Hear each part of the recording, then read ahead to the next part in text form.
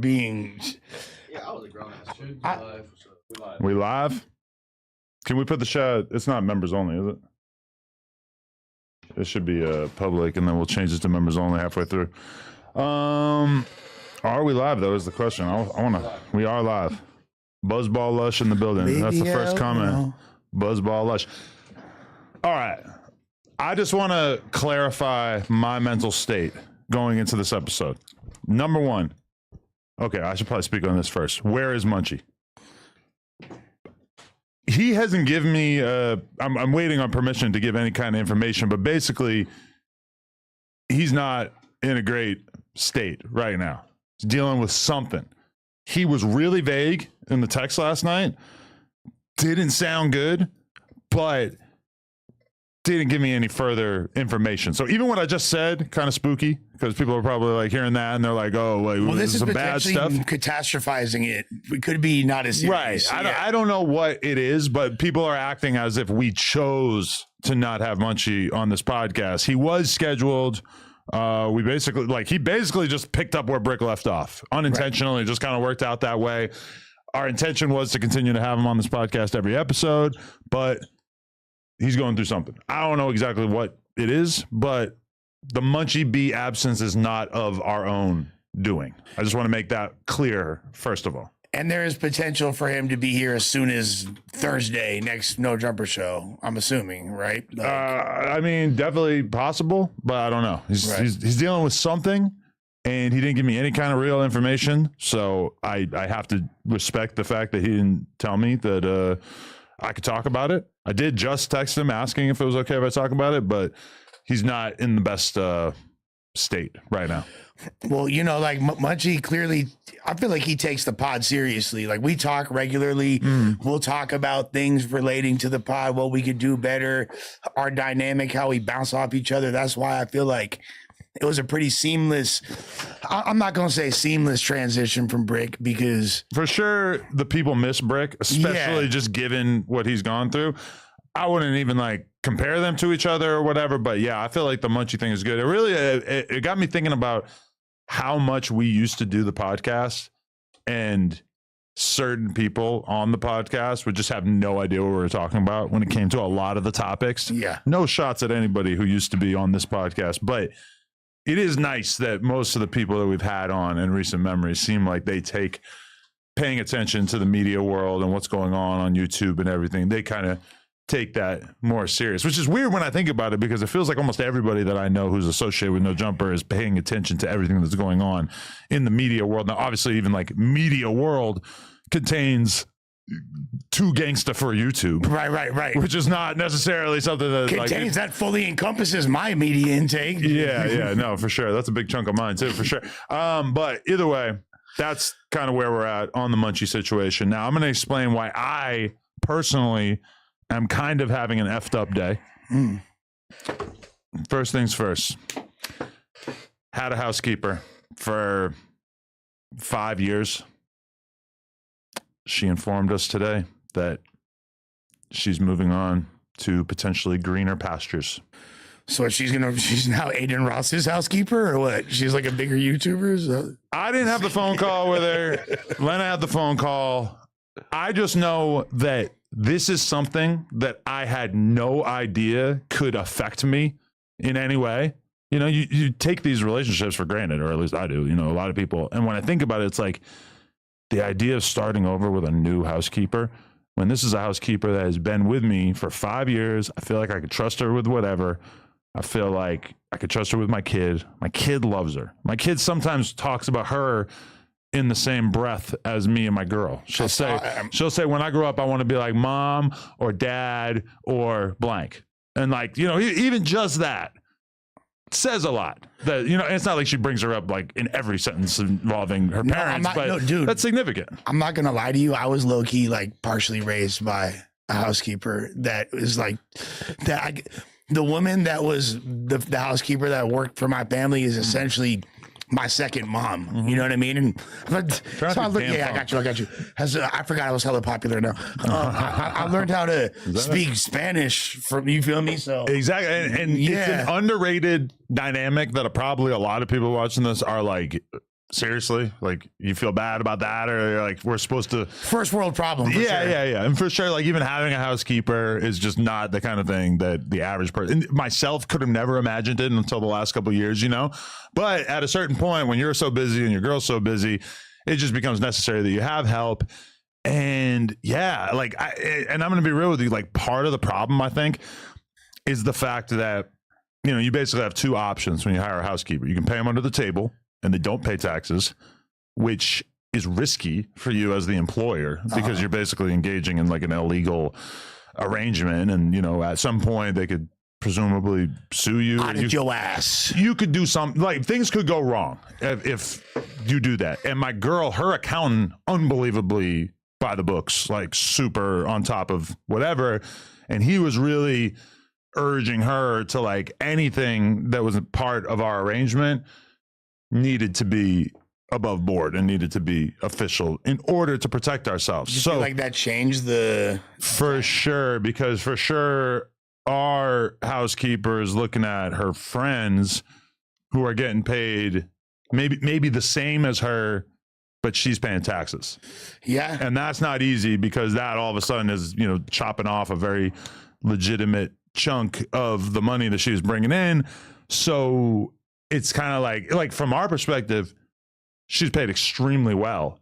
But at a certain point, I could almost even imagine that she would be willing to leave a situation with us to go work for somebody else for less money off the books, and it would actually make her more money. And there's other reasons why that might be advantageous as well. You feel me? I don't want to make any implications, but she is legal. Yeah, well, that's what I was gonna say. Right. So, like, look, if the importance of housekeepers in affluent households are really high to the point where, I mean, my parents' housekeeper, I can't say she was like a mother to me, literally. Estella, love her to this day. She drove a Jeep Cherokee, bro. Like, she was making Scooch Liani 6 figures a year working for my mom and dad. You feel, granted, it's a hard job. Right. So I'm gonna definitely deserve it, but I could understand because, like, now you're going to go through a whole vetting process. Exactly. You're probably not going to like the first couple ones. And then you're going to be like, oh no, you're not supposed to use the socks go in this drawer. They don't know the little intangibles. And now your life's going to be essentially in shambles. And it's also just the trust of just, you know, you've been with the same person for 5-6 years. You know that they're not going to steal from you at a certain point. And, you know, I've helped them out financially at random times when they needed help with the car or whatever. You know, there's all these different things that all of a sudden you're just like, I've just had this, you know, it's like losing a relationship, but it's not as intense as a marriage or a girlfriend, boyfriend thing, but it's significant. And so that's one thing that I had no idea that it was going to basically mess me up like that. Well, but here I am. I mean, does Lena echo these sentiments, or is she more willing to move on? She is in the same situation that I'm in, but probably worse because she's dealing with her more. And also over the course of like the next month, Lena's going to be traveling a bunch and everything. And then, you know, we do have a couple of weeks until she's off the job and everything like that. But it does make you feel like, oh crap, like we had all this traveling arranged and stuff. And now it's going to be like a little bit more difficult for me to be putting in late nights here and everything because, you know, we don't know what's going to be going on with that. So this isn't like a potential bargaining situation. Like, what's up? I'll give you a slight raise. Well, see, it might be worth it, bro. It might save you a lot of headache in the end. She has negotiated, like, given her enough raises that it kind of feels like that's probably not what she's necessarily looking for. I don't know. Maybe, and who knows, maybe it's closer to her because she does have to deal with a pretty epic commute and everything, as many a housekeeper probably do, having to drive from like the inner cities to the valley. But then also on top of that, it's like, I don't know. She came to Lena and didn't mention the possibility of like, oh, maybe we should do this instead. Maybe I should, maybe if you gave me a raise, then I wouldn't take this job. That wasn't even like discussed. So I don't know. That's number one on my list. Number two, I've got some Fashion Nova slacks on, and boy, do they feel great.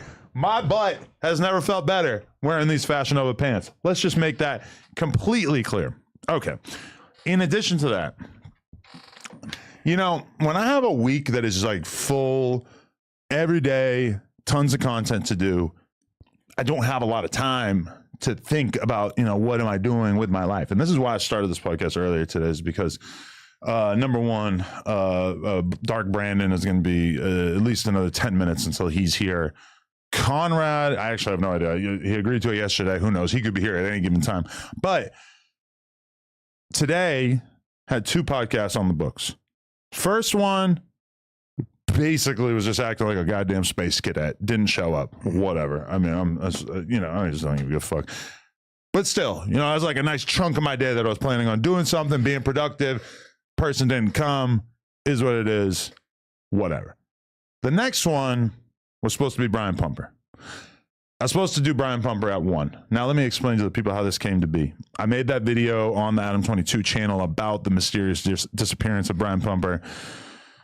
Somebody gets in touch through Rockstar 2800. They reach out. They say, I can get him. I know him. I see him all the time. He doesn't have a phone, which is weird, but I can make it happen. They put us in touch. We end up sending him a deposit for the interview. I'm also agreeing to pay a finder's fee to the person who put us in touch or whatever. But for me, you guys know that a Brian Pumper interview, for me, is like a Donald Trump interview for someone in the manosphere. This is as big as it gets. Your alpha and omega, essentially. And I feel embarrassed to say that this is such a big deal to me, but having done that documentary about him, like, to put it in perspective, I consider this to probably be one of the biggest interviews I'll ever do, but I didn't write down a single question. I didn't do any research. It's all up here. You don't have to. I know everything. I've dug into his story so much that there's just nothing that needs to be written down. It's all up here. My obsession with Brian Pumper is so strong that it just felt like we could just go off the cuff. I knew, though, that there was a good chance that wasn't going to happen. And then, of course, as today plays out, and I'm starting to realize, Laura's not really getting the text back that she might necessarily expect. And then all of a sudden they get in touch with him. And then all of a sudden the guy who's supposed to be getting the finder's fee is hitting me up asking for the finder's fee in advance.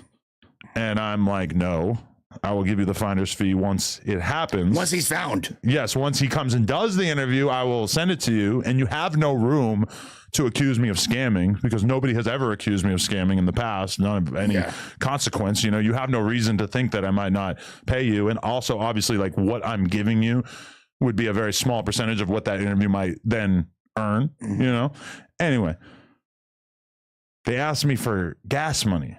Now, I don't want to reveal where Brian Pumper is currently laying his head.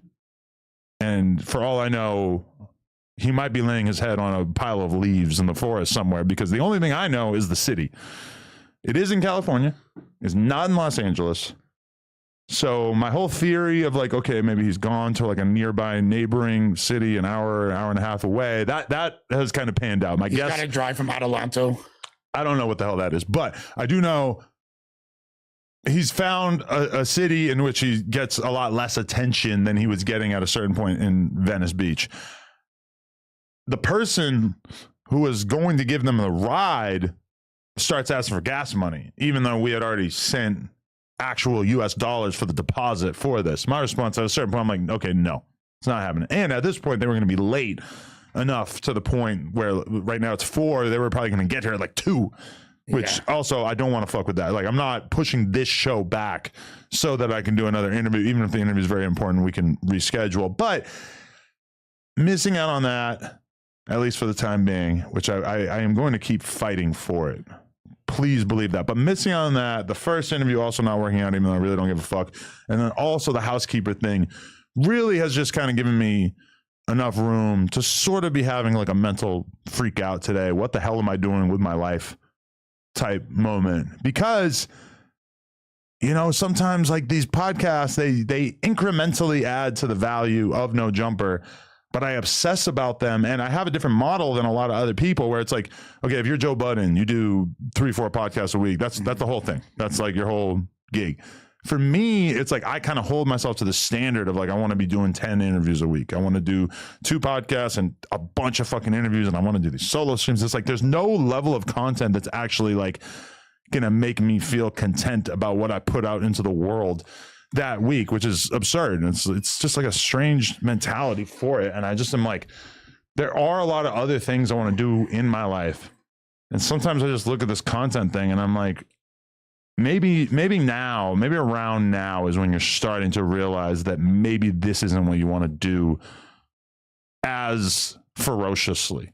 Maybe I should fall into a bit of a more casual groove of doing content. But also, I mean, part of that is that we're in a weird place as far as the hosts go on No Jumper. Mm-hmm. Now, BBL Lush has been pulling his weight for sure. Like this. But also, Brick is gone. Presumably not going to see Brick for quite some time. Crip Mac got about 6 months probably, so that's nice. 4 extras got about a week, maybe 2 weeks until we see him again, which would be nice. Although, you know, it does seem somewhat likely that he might just find his way back pretty quickally. Hopefully not. Fingers crossed. Don't want to see that, but that has definitely, you know, crossed many of people's minds. But, you know, we're in a little bit of a weird place with the hosts where we need some new energy. We got to get some more faces in here that the people really like and everything. I do have some ideas, even just talking to Josh about it a little bit today. I do think that there's like some other people that we could emphasize in terms of the non-Adam hosts. But I'm not gonna lie, like today has just kind of been like a weird one mentally for me, dealing with a bunch of bullshit. But like it's understandable being distraught about things like this, but it's also kind of reminds me of hearing like Jay-Z talk about, oh, it sucks being famous. You know what I mean?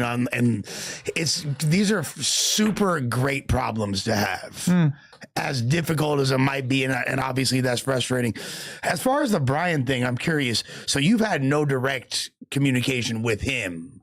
It's all through third parties for this particular thing. You know, honestly, like I put it in the hands of my booker, and she's the one who's been having the conversations. But you are right that maybe I should have hopped on FaceTime with bro. I mean, like, honestly, the guy who connected us at first, he was like calling me or trying to, you know, my phone's on Do Not Disturb a large percentage of the day. So I didn't actually do that, but it seemed very believable. Obviously, Rockstar connecting us, that made it feel a little bit more believable and everything too, just because I would assume that Rockstar is not just part of an elaborate scam. If he thinks that this guy's all right, then he's probably all right. But yeah, I mean, I'm still going to keep fighting for it. This is like, you know, he's in a city that's over an hour away, so I guess I have to be a little bit understanding. I also just feel like Brian Pumper at this point is like super standoffish to the point where, like, I don't know, it feels like he has like a hard time acting in his own best interest, because like if he is fucked up financially, doesn't the amount of money that we're offering you, doesn't that move the needle enough that you're just going to take it serious? I would think. One would assume. But, you know, a lot of people who are not doing well financially, it's like partially because they just don't have their shit together and they can't focus on the things that you would like to think that they would. So, well, mental stability and decision making were never Brian Pumper's strong suits. But is he aware of like the level of admiration you have for him, as far as like, has he ever referenced seeing the doc or anything like that? No, but I mean, it's possible. Like, I feel like he probably does. Like, somebody has to have told him. Like, yeah. I mean, at a certain point, that most recent video that I made, I can't imagine that he got in touch with me through this guy and wasn't aware of the fact that I have now made 2 in-depth videos about him. That would be very strange. Is it my takeaway from when I watched you talking about Brian in that doc was that it seems like a lot of the industry, like the adult industry, don't rock with him like that.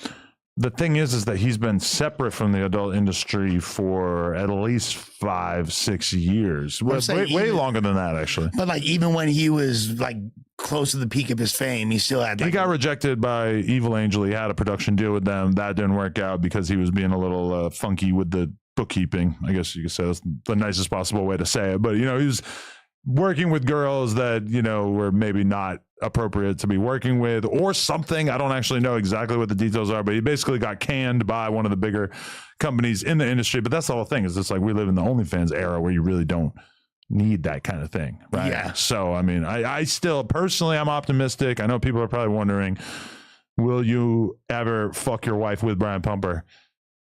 She has expressed a lack of interest in that. Now, that being said, she's a woman. So sometimes she might need her partner to guide her in the direction that is best for her. Mm-hmm. So I'm not giving up hope. I do think maybe one day I would be able to experience my wife in the truest way possible, which is with Brian Pumper. Sans eggs or with eggs? I mean, if he doesn't break at least one egg on her head, then I'm not going to feel like I really got the full experience. Yeah. How will I finish? How are you going to come? Yeah, so that's the situation we're in. However, I would really like to bang a woman with him.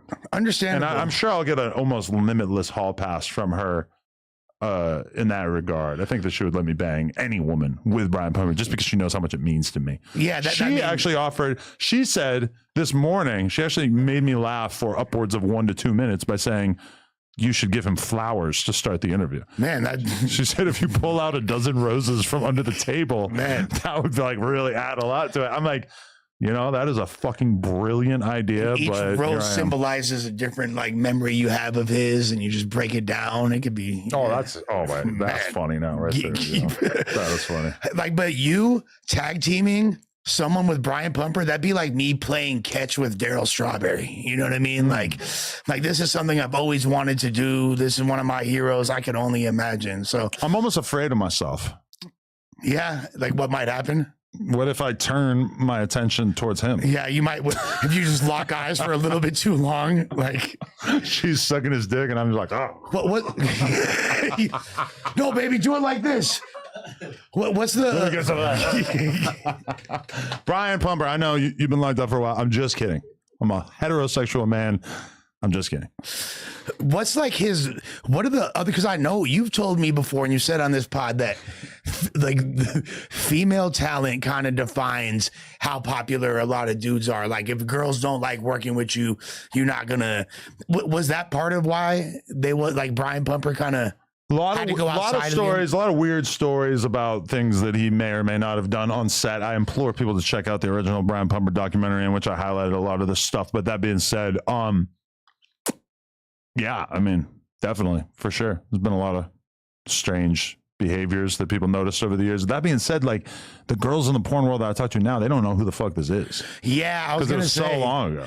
Because like, when would you say the pinnacle of Brian Pumper's like career was like 08, 09? Maybe like a little after that, like early 2010s, 2012. So these chicks in their early 20s have no clue who he is, essentially, which might actually work in his favor. I almost am so devoted to getting this content that I almost want to drive an hour and a half to wherever he's at and just make the content happen there. But I mean, I almost feel like him sitting in that chair right there, that's what it's all about. Like I can't just go stand in a Walmart parking lot, Remember that one time where you were like, hey, Lush, you know anybody that does window tinting? And I was like, yeah. And then you like, and then Gucci Bear. What's up, fool? Is that a huge boner? Or you have like a lot of stuff in your pockets? Oh, okay. He's excited to see me. We never potted with him in this room, have we? Not the fact that you were checking out my crotch. We've always relegated you to the other room, right next to Lush. Yeah. I don't want to sit right here. Why not? This dude's been with everybody, glazing them. Been with everybody. See how he's touching me? Look how much higher his chair is. He looks like a totally like different species. I mean, I like my cheeks. They elevate me. Yeah, you guys can do whatever you want over there. It's gonna be like you almost can't. Can you see Lush? Is he like casting a shadow on him?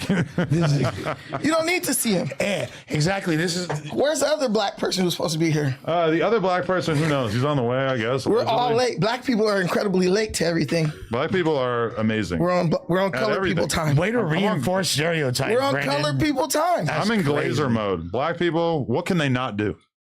Show up on time. Anyway, I was just expressing my sadness. I could give you a list. I expressed my sadness about not only losing my housekeeper, but also Brian Pumper not showing up today. Wait, your housekeeper died?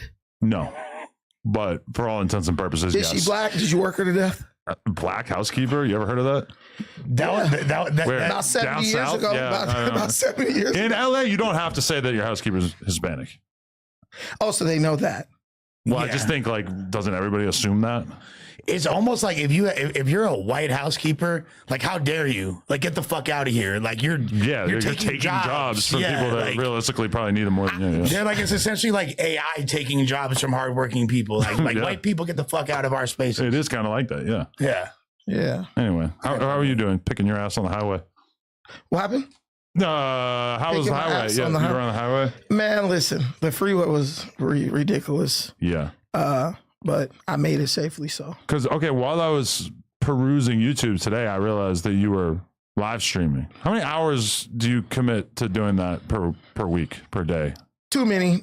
You know what? Probably about 2. 2 hours a week? 2 hours a day. A day, okay. Something hit or miss. I'm not very consistent. Okay. But I'm becoming more consistent. Interesting. Yeah. There's like your thumbnail today had like a picture of Rick Ross in the middle. That's not Rick Ross. That's Anton Daniels. Oh. You are racist. You think all black people look alike? I couldn't tell if it was you or Rick Ross. Those were the 2 options that You guys all look so much alike. I'm not really saying that so much, but wait. That was nowhere near Rick Ross. That is a very famous YouTuber. Oh, really? That you need to be on the lookout for, Anton Daniels. Yes, look at right here. No, I ain't gonna lie to you, Brendan. Wait, fuck. No, I just seen it a second ago. That's. Look at this right here. Come on, bro. So you're blaming? I'm racist for not knowing that this is not Rick Ross? No, that looks nothing like Rick Ross. It's on the screen, looks right? nothing like Rick Ross. Nothing. Like him. It, and that's me at the bottom right corner, so you know it's not me. In regards to like the average person, that guy is 99% of Rick Ross. Glasses, big bushy beard. He's got a hat on. I mean, honestly, the jacket looks kind of quaint. And there's no jewelry. Those are the main things that made me think it was not. No, if he would for sure be like he could do Rick Ross for Halloween. So go ahead and say he was about 6'1", about 185 pounds. You know that same description. Wait, you're telling me this is a guy about town? No, this guy is the guy. Okay. He looked different. He don't look like Rick Ross right there. There he looks like Mr. He's Organic. Well, but look at this picture right there. Tell me that's not Rick Ross. What are we talking about? He's highly intelligent. He's rich. Okay. He's a successful guy. You know, he's like somebody that I really admire on YouTube space. Okay. And he's like, he was on Fox News. Let's get him on here. Where's he at? Has he been on here? He's in Detroit. He's never been on here. Okay. Black fatigue. White people calling out black culture for racism, not dating men over snow bunnies. Yeah. So he's. It sounds like it's right up your alley, Brandon. No, mega conservative or no? Mega, like me. Mega. Okay. The thing is, like, black people exist outside of like white spaces. I want to say we have our own community, and we have unique issues that we're facing. You mean like most Twitter? of that stuff is caused by white people, though, but we discuss it amongst ourselves with the more intellectual people. The stuff that we see mostly here, these niggas are just ignorant. Nobody really takes them seriously in our circle. So like if I look at some gang member, I don't care how gangster y'all think he is, I'm never gonna really respect that person on a level of like, this guy's intelligent, this guy has something to add to the space of the demographic or the. So you think you're better than Munchie B and Brick Baby? Essentially that's what I heard too. I don't think that. I know that. I know for a fact, indisputably. And the reality is, I like Munchie B. I like Munchie. Man, Byron is rich, bro. That's my bro. Like, he's successful. Rich? He's rich to me. You know what I'm saying? I just don't. He has more money than me. Didn't you say that before? I just want to know, like, if he has more money than me, he's rich. To me. Okay, but like, how does he make money, regardless of how much it is? Well, I'm gonna be honest. When I say rich, I don't mean rich like. Oh my God, you're gonna say he's rich because he has a family and a girl? He's rich because he's successful. You know what I'm saying? He's financially, he's good. He has a nice little family. When you tell me that someone is rich and then you can't tell me anything about what they do, that makes me feel like they're a scam. The reason why, you're perpetuating a scam. No.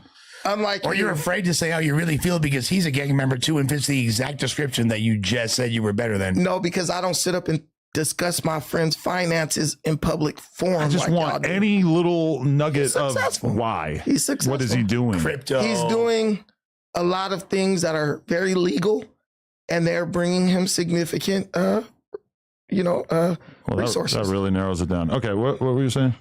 I'm just saying he's a successful guy. Well, I get it. You're not going to tell us. And he's very smart, as you saw when he interviewed you.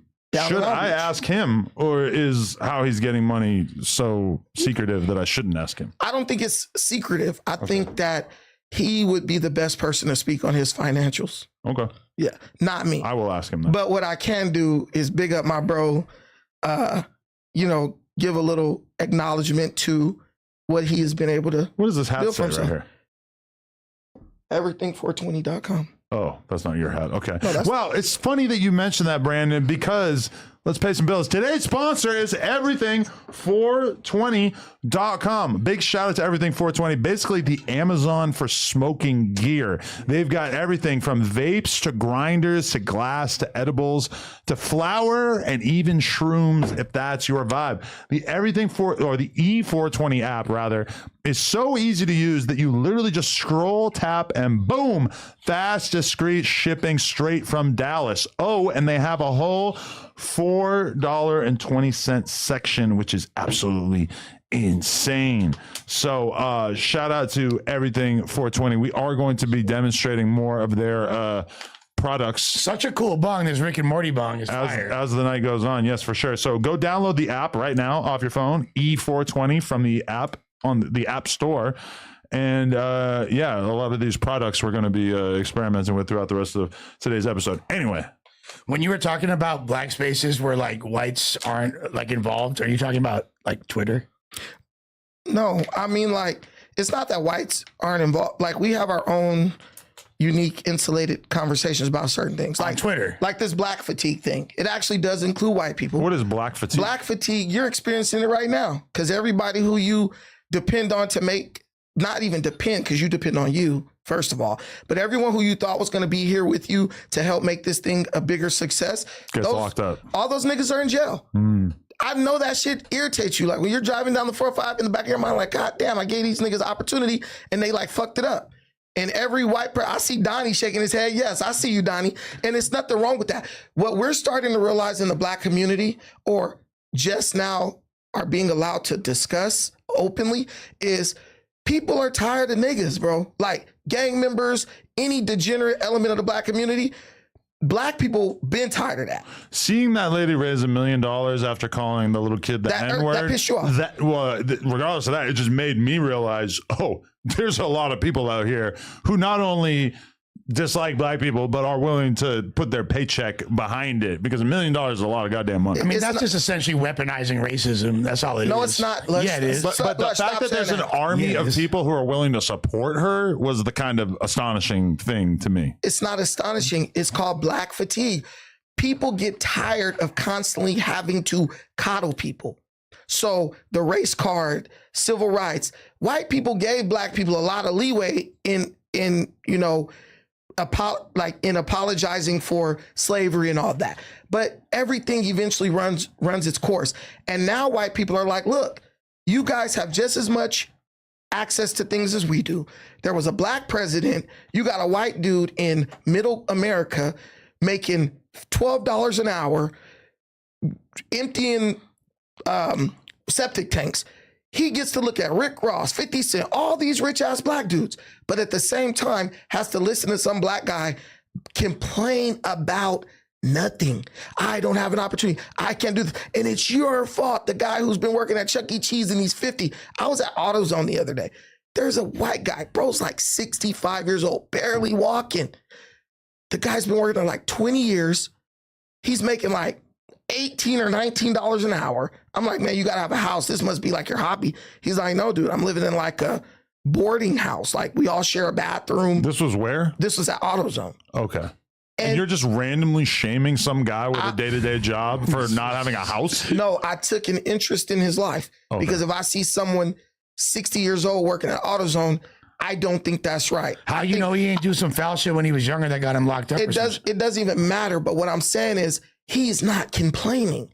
He's not on the internet calling everybody racist because whatever choices he made landed him where he is. Whereas you have black people, some black people with some elements of black society who are like, it doesn't matter how fucked up I am. It doesn't matter what I do. If I'm not where I want to be at a certain point, that's some white guy's fault. And you experience it. You're a culture vulture. You're this, you're that. No. A normal black person says, you know what? Adam is providing jobs for black men who otherwise would be unhireable.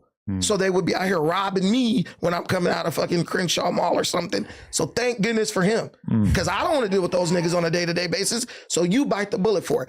There are black people inside of black society who understand that. And those people, though they would probably never watch your show because it's a bit degenerate, they still would sympathize with you. And so that's where you and Anton Daniels find common ground, because you're both sick to death of black people. No, we find common ground because we're responsible black men with families, and we realize that this element and this reality has to be addressed for the black community to move to the position it rightfully deserves. So right? the statute of limitation for systemic oppression is out the window at this point. We've passed the statute of limitation, just so we're on the same page. We here. passed that the day black people decided to go work in a cotton field instead of going to kill Massa and his whole family and running away to Canada. Well, it's giving slavery was a choice. Slavery is just like, dude, you could have did something about it. Every black slave rebellion was thwarted by another black person ratting out the rebellion. Like, hey, they gonna try to do this or that, so be ready. Nat Turner's dead because black people. Malcolm X is dead because black people. Martin Luther King is arguably dead because of black people. That's a hot take, but you're like missing a lot of historical data that's very important. I know 10 times the history that you know. You and may. Also, I deal with my own people on a level that makes me understand. I see exactly the context in which all that shit happened. Because look at this situation when you got these gang members and stuff in here, and they are like, I'll behave for Adam so I can get on No Jumper. But when I get in the street, oh my God, I just can't tolerate this nigga. I gotta pull out the gun and gun him down on Slauson. But that is kind of a gross mischaracterization when you talk about slavery being optional and things like that. It is optional. Just kill me. I'm not going to let you enslave me now. I'll die first. And everyone had that choice. I mean, you're talking about chattel slavery. You're talking about transatlantic chattel. A lot of black people for sure were killed and died. Yeah. And black people jumped off the boat when it was on its way. I mean, the thing is, black people were slaves, like Harriet Tubman said. She could have freed a lot more people if they knew they weren't free. So there was a certain mindset that was built up that made people feel like, well, this is the natural order. It's the normal way. So it was a lot of ignorance in that too. But there were people who made choices that they knew, I am impeding black freedom by doing it. I think at this point in the podcast, we need to acknowledge what just happened, which is, I feel like this is, I'm kind of looking at the chat right here, but it feels like this is kind of something that the people out there are a little bit put off by. And I think that they fuck with you, and I think you have a lot of potential as a podcast host. And I realized that we were talking about this guy, Anton Daniels, who fits into the same philosophy also as hates you. black people. But I feel like, I don't know about that, but it feels like it's just that there's a likelihood, and actually you have a lot in common with Suspect in this way, which you probably don't want to hear, but in the sense that any topic is likely, or at least it's possible, that at any given moment it could turn into a 45-minute race debate, which, granted, race is a great filibuster topic. You could fill the conversation out with racial talk at any given time. Suspect's known to do it. You do it. And I feel like some percentage of the audience hates it to such an extent that it just needs to be acknowledged, because I don't think that this kind of thing is like inappropriate for a podcast, but I do feel like sometimes it just takes the space of other things to an extent where the people don't necessarily love it. I mean, we could do a poll about how they even feel, or if this is a good example of it. Brandon, everything Brandon said is true. I mean, the reality is some people do like it. Yeah. It's the thing people don't want to discuss until Tory Lanez is fighting for his life in a hospital bed because he just got stabbed by some Southsiders in Tehachapi prison, right? Wasn't that debunked? That's not debunked. What are you talking about? Mexican element? I saw a lot of people saying that's not true. Debunked. No. I keep telling you. My understanding. There are, sorry, I don't want to talk too much. No, you good. No, you go right ahead. What I want to know is this, Brandon, and I think that you might actually have an interesting take on this. People have always criticized me and been like, "You try to act like you're black. You act like you're black." No, Now, you act like a Sereno.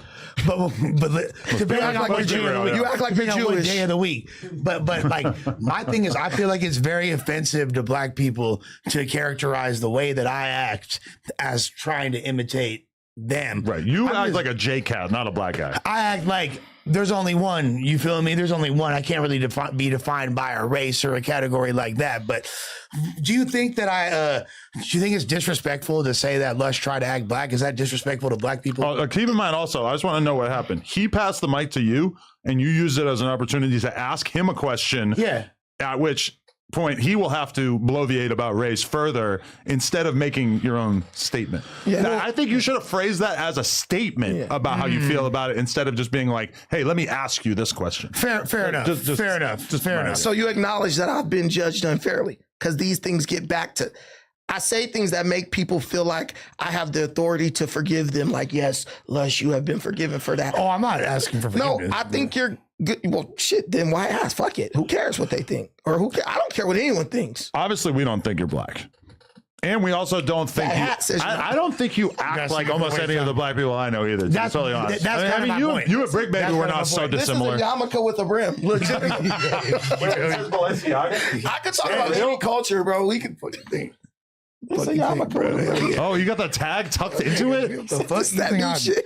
What the fuck you think? Bro, that's like when Dejan stood up and the snacks fell out of his shirt. Dejan? Like it just feels like it was supposed to be. It feels scripted. Why did you ghettoify this man's name? It's Dejan. You call him Dejan. That's what I always called him. What's next? Gloctavius? Who's that? Tyrone? Mustard. I don't know. I mean, I always called him Dejan. Dejan. I like dark rainbow. Dejanese? Yeah, that's like giving him a little bit too much credit. Yeah. A rainbow is Hey. a force of nature. Bro, put tips on you, Loki. I saw that fight video. Bro was out there. Oh, him? I ain't got nothing to say I ain't about worried him. about that. Look. No, but I'll fuck up a Zestican. wow. Yeah, but nah, I definitely don't need to talk about race anymore. But I just believe that No Jumper and the people watch it, they're being hypocritical because it's like, give us more of the black gang shit.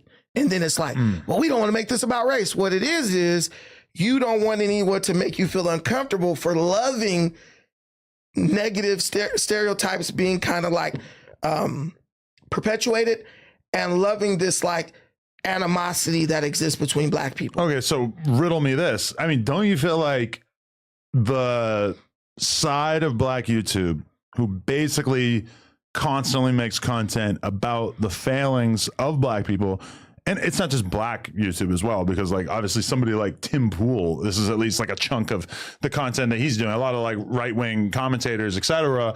And if we could go to Matt Walsh's Twitter account right now and scroll down, and there's going to be a lot of tweets that do extremely well that are basically like, here's a black person doing something. This is why black people are bad. They basically can't adjust or exist in our society. We need to more or less round them up and get rid of them all. Wouldn't you say that in some way that someone like Trapler Ross or somebody who makes a habit of really like dissecting bad black behavior? Now, granted, like Ross does it under the auspice of this is hip hop content. This is about rappers. Right. But aren't all these people kind of doing something very similar, which is just like picking apart bad black behavior? Well, yeah, because when you are a group of people that a lot of people look up to, as far as culture, music, all that, that comes with the territory.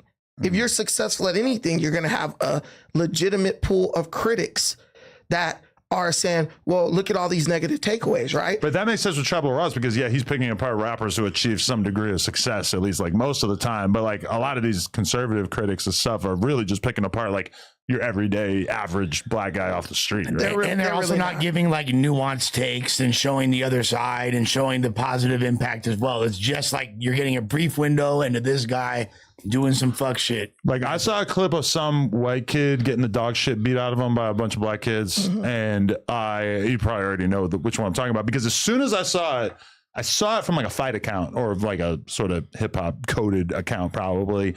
And I immediately knew like, oh, it's going to be about 5 minutes of me scrolling down my timeline before I see some conservative commentator who's basically quote tweeting this and explaining how horrible black people are and how this is like their natural state of being and we need to get rid of them in order for society to flourish, et cetera. And if sure enough, as I scroll down, of course, I see the end boss, Matt Walsh, and he's doing that exact act.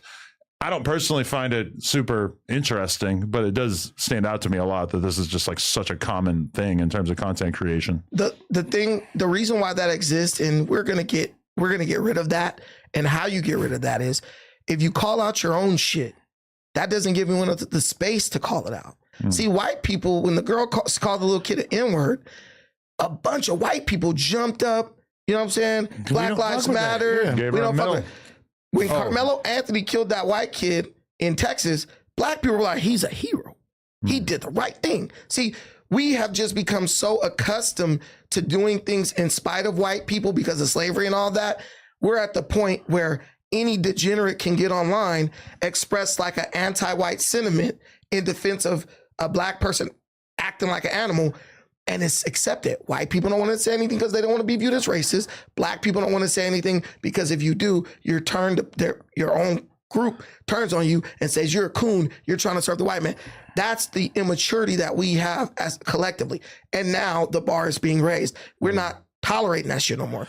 We're going to call you guys out because what you guys do cast a negative light on us. So now we're getting judged and being victimized or just misrepresented, and it's affecting us negatively. So now we're just calling our own shit and people don't like that, but we're going to keep on doing it. And I don't hate black people. I think black people are the greatest thing to ever walk on this planet, the original people of this planet. But we need to start acting like it now. We've been enslaved and all that shit. All right, that shit's over. Let's go out and get this chili. But Brandon, like you made a point last week I found really interesting. You said, and you didn't use the phrase hive mind. I forget the exact phrase you used, but you essentially implied that of all cultures and of all people, black people kind of have the most collective consciousness where y'all move on accordance and share ideology. We're monolithic. Monolithic was the phrase you used. Yeah, okay. yeah. So through this monolithic movement, what about all the people that are the, quote unquote, the problem, the people that are perpetuating the negativity, the gang members, the degenerates, however you want to define them? Where do they fit into that monolith? They don't fit into it. Where do they fit in? They're the people who we constantly have to defend to make people feel like we have to defend these people so that I don't even know why we defend them, but they just are just like that little brother who's like super fucking annoying. He always says the wrong thing. You're trying to bone some chick and he comes in being goofy and cracking jokes, making the chick feel uncomfortable. And you're just like, dude, fucking chill. Like, I got you. I got it. That thing. The last thing I'm going to say about this is this. If a white guy does something to a black person, he is now the representation for all white people. Look at how white people are doing us. If a black guy does something and they try to use him to represent all black people, they'll say, we're not a monolith. All black people aren't the same.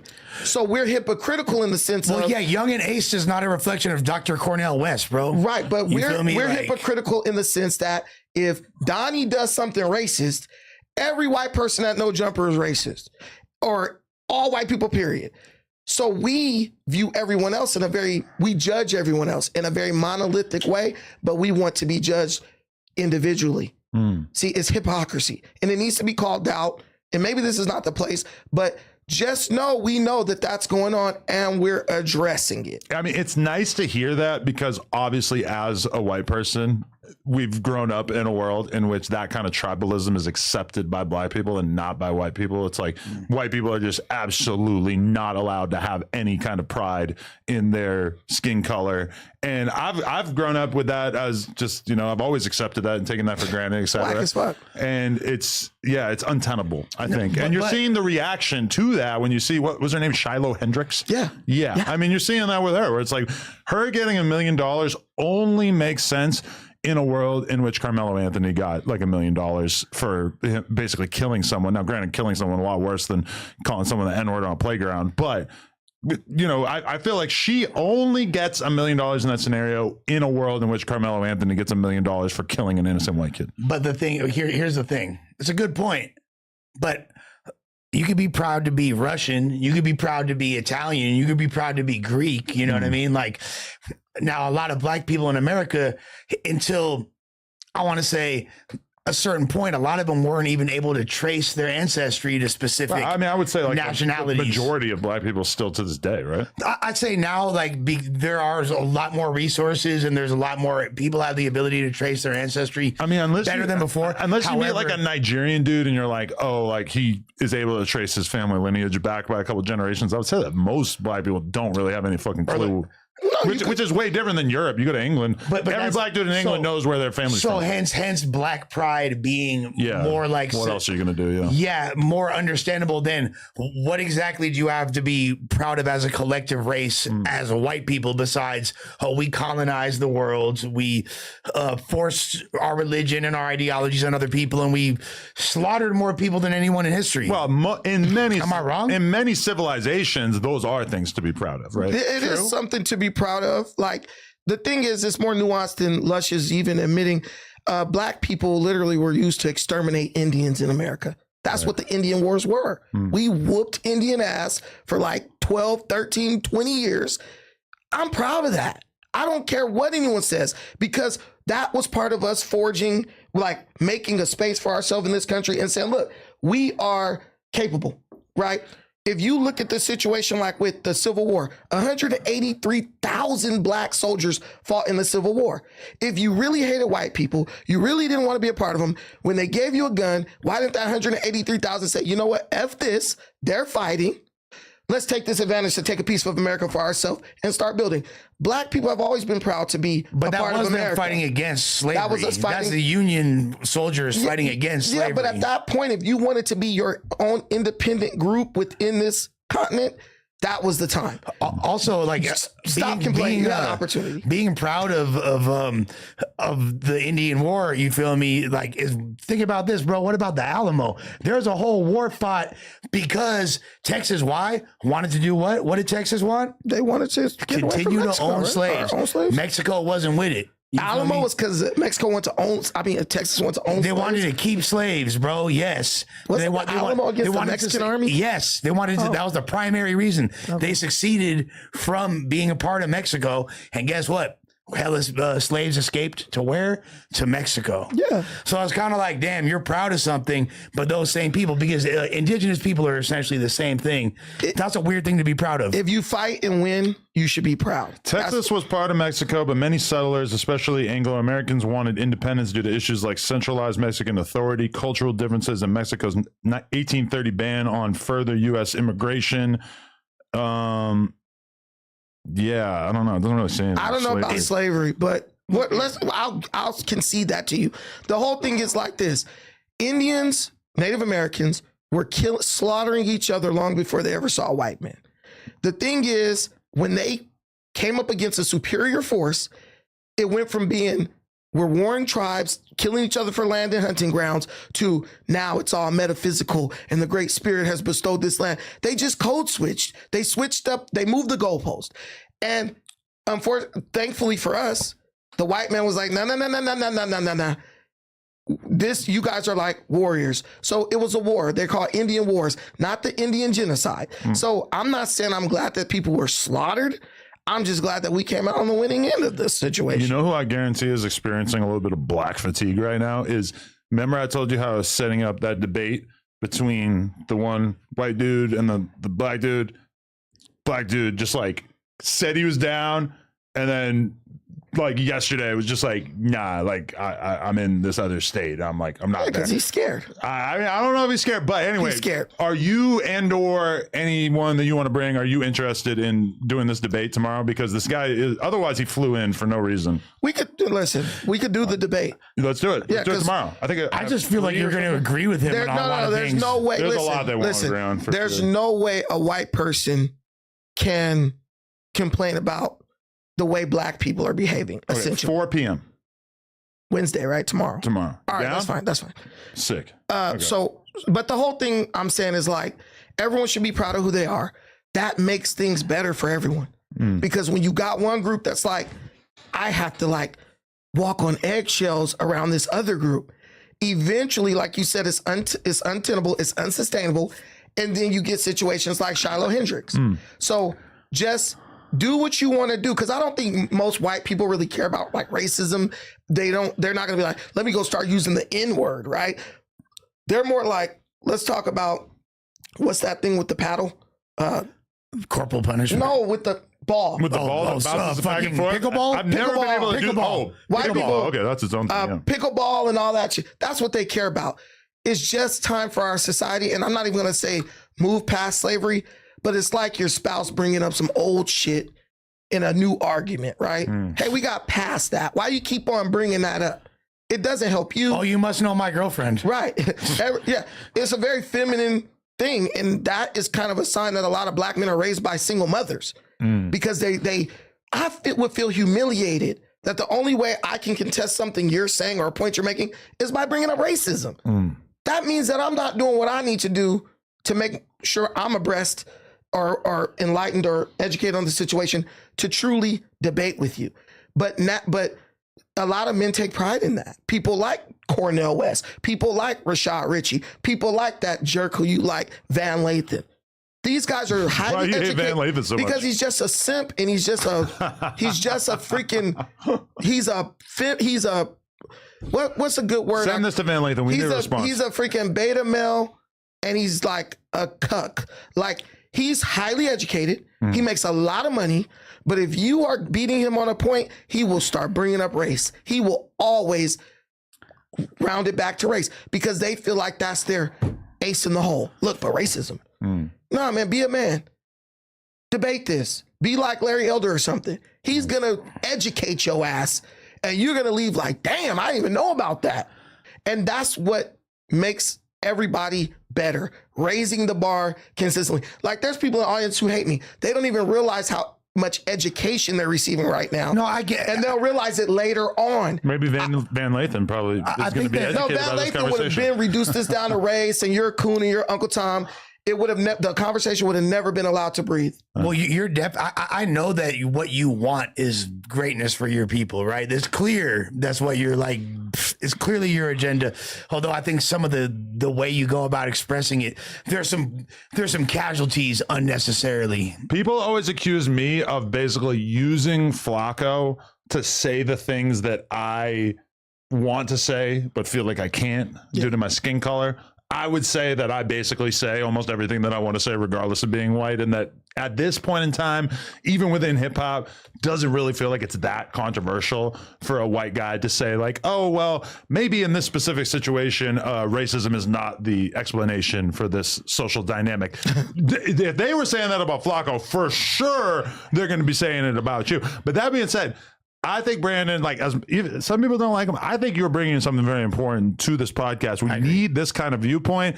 And what really pains me is that we didn't get to see Brandon and Brick Baby together on this podcast because Brick Baby, I think, has not necessarily considered a lot of these things. He's very much like inundated in his own culture. And I would like to see him confronted by a lot of these ideas and see how he was able to deal with them. Those people. Hold on. Brick grew up in a very Afrocentric household and like has read a lot and is way more educated than he presents. I don't think he's a dummy by any means. But most Beyond not being a dummy, like he's privy to a lot of the ideology and conversations. Just so that people know, Brandon Conrad is close. Anyway. Brick Baby, you know, the thing with that is they have to talk in a way that defends and excuses the degenerate behavior that they've been a part of. Right. So he can't allow someone to like put a mirror up against what he's doing. He knows everything I know. He knows exactly where I'm going with it. He's a smart dude. But look at his actions. So the reason why a lot of black people can't accept or admit what I'm saying is because then that requires change on their part. And they're not ready to change. It's like someone who gives their life to God, right? They're going to avoid that religious conversation completely or make some bull crap up like, I don't mess with God. I stay out of God's house. He stays out of mine. Some cliche statement. I mean, the thing with Brick Baby is that, okay, he's a drug addict. he doesn't like it. Like, he might be indulging in it right now, but he knows that this isn't ultimately like how he wants to live his life. He knows that if he had a choice, he would make sure that his kids didn't become addicted to drugs in the way that he has. Even with the gang shit, if you had asked a 17-year-old Brick Baby how he felt about it, he would have been wholeheartedly enthusiastic about it. As he's gotten older, I think he realizes how much of it is bullshit because of the fact that, you know, even the situation he's in right now where he, you know, is getting money from somebody like me or from academics, he's not getting money from people from his fucking neighborhood, you know? And like, he understands the shortcomings of gangbanging, et cetera. But even like, you know, violence, carrying guns. Brick Baby, like a big part of why he's locked up is basically because he had a bunch of guns in his house. I mean, if Brick Baby was able to just live in a world in which he didn't have to carry a firearm, I'm sure he would have been happy to. This is a guy who realistically, even as a felon, knowing that he could get into the exact trouble that he's in right now, was still moving around a certain way because the harsh reality of how he's living is that people want to kill him. He feels like he needs a gun on him. I don't even know. Reading that paperwork, you start seeing situations that I didn't even know about of like, whoa, like, yeah, I guess you really did need to have a gun on you because look at all this crazy shit. Dangerous. Yeah. But I think a lot of people are going to make assumptions when they see Brick Baby just based on the face tats, just based on his appearance. Perked out demeanor. Perked out demeanor. Going to assume that he's a lot more ignorant than he really is. And he plays into that. But like, Brick's extremely well educated. And I think would be able to. I would like to see the Brick Brandon interaction as well for that reason. I also don't think that like you could really put all gang members or all of these guys under the same umbrella. Right, because he's not putting Varway in the same category, even though they're basically from a similar origin story, 100%, right? No, because he's afraid to. He don't want to put Varway because that's his homeboy. Oh yeah, you trying to? You feel me? Call him afraid. I like that. Get him out of his box. He is afraid. I talk to them all the time. On the show, we had a big blow up about me bringing up DW Flame. Oh, don't talk about. I told them the same way. Look, I talk however the fuck I want to talk. You can't make me not talk about somebody. The thing with our way and all these guys is I talk to them outside of podcasting. I know them, right? I know that they are from Insane or whatever, right? But they even can see where certain things are not conducive to, like, you know, prosperity. So they will say it before I say it, hey man, that shit's out, this or that. They're from where they're from. I accept that, right? But they're not out here gangbanging. They're not out here bringing guns up to no jumper. They're not out here talking about, oh, we got to put kill squad in the street. So be from the hood. That's fine, because that's for life. But are you over here reinforcing negative stereotypes? I know dudes who are real killers. They working for the city of Long Beach now. They working for the city of LA, Water and Power or whatever, making $150,000 a year on overtime, right? Hey, you was from the set though at one point. I technically am still from 20s. Yeah. Because you just ain't gonna you're their ops now. But that's the thing. They're from a different, my dad is from Insane though. Yeah. So that's the whole thing. It's like you start to kind of see the arbitrary nature of it and you say, this isn't a game I want to keep entertaining because it's not really like DPs, all that stuff. That only happens to certain people. There's certain people who could snitch and all that and walk around LA and no one's going to touch them. Selective politics. Selective politicking. So why would you, once you mature, why would you still want to be involved in that? Because it's just, who can we prey on? Who can we hold accountable for something that we're not going to hold everybody accountable for? Like even Dodie Six. Dodie Six grew up with those guys. They know him. They know he ain't got no killers to come back him up like that. So they look at him and say, he's an easy mark out. He's an easy guy who we can enforce all this arbitrary gang shit on and make a name for our hood, bring ourselves publicity. There's a guy from wherever he's from, he could do anything and they won't touch him. I promise you. That's why when you were saying like 4 Extras was beefing with X4, hell no. I knew that wasn't true. And, they gonna DP. I don't know what you're talking about. No, what I'm saying is like, not like that, like they're having a disagreement, but like, they're gonna do something to each other. Like, no, that's for sure. Yeah, that already happened. They're like homies though. Like, Yeah, but not really. Bro, okay, well, bro, you've never had everyone still existed. Could it be fixed at some point? Sure, one maybe. From what I've heard, it's bad. going to take a lot. Yeah, No it's one bad. got killed though. No one's like, I'm hunting this dude down. That's what I'm talking about. In the sense of there's a mutual respect there to where like, I'm not actively gonna go look for this guy. You ain't never heard of homies killing each other? I have, but I just understand that those guys both have a lot of respect. And it's usually in gang politics, two guys who carry a lot of weight and have respect, they will rather just say, you know, we're gonna just not interact with each other versus like basically creating a rift and saying like, well, I'm looking for him, he's looking for me. I That can't might happen imagine back how in the that would day. actually play out with them. That's why you can't imagine it. Well, I'm just saying, I've seen, you know, I just know a lot more about that situation that hasn't made its way to the internet. It got real messy. You got all these you got all these killers. I'm a gangster, I'm hood, these niggas know exactly where to find each other on a daily basis. That's part of the problem, for sure. If you were that much of a killer, why don't you just go like they did in the Old West? Hey, I challenge you to a duel. We going at it. You know why? There's a reason why. Nobody does that. Yeah. The main reason why is because if I'm beefing with you publicly, right? Mm-hmm. And I'm like, it's up, like Brandon did this, blah, blah, blah, blah. I get smoked. You feel me? Who they gonna come talk to first? Yeah. You feel me? They going right to your crib, player. You feel me? So that's why, like, that public beeping shit, you have to move a certain way if you really, especially if you're in the public eye. But even if, I mean, they're gang members. They're not like Navy Black Ops. Like, you can get them and no one knows what happens. What I'm telling you is, it's like bullies at school. Did you notice that all the bullies at your school usually got along with each other? You never really saw them getting into it. Yeah. Because they all understand, you're going to be the bully in your area. I'm going to be the bully in my area. You're going to be the bully in this area. And what you will encounter, which is what I learned, different dudes from different hoods be hanging out with each other. Yeah, like the top dogs, you'll catch them all in one room. Why? Because they all have a greater understanding of how to manipulate these little pawns underneath them. So they're just like, I know what he's doing. I know what time this guy's on. So I don't need to go and exact revenge against him because he's controlling his element. I'm controlling mine. And that helps us all come up. Oh, you one of those Black Panthers or a PSYOP guy, aren't you? You believe the Black Panthers is a PSYOP. I don't believe they're a PSYOP. Oh, don't crack that can of worms open. Okay. No, but the reason why, because like, do you believe in like the original Cripping?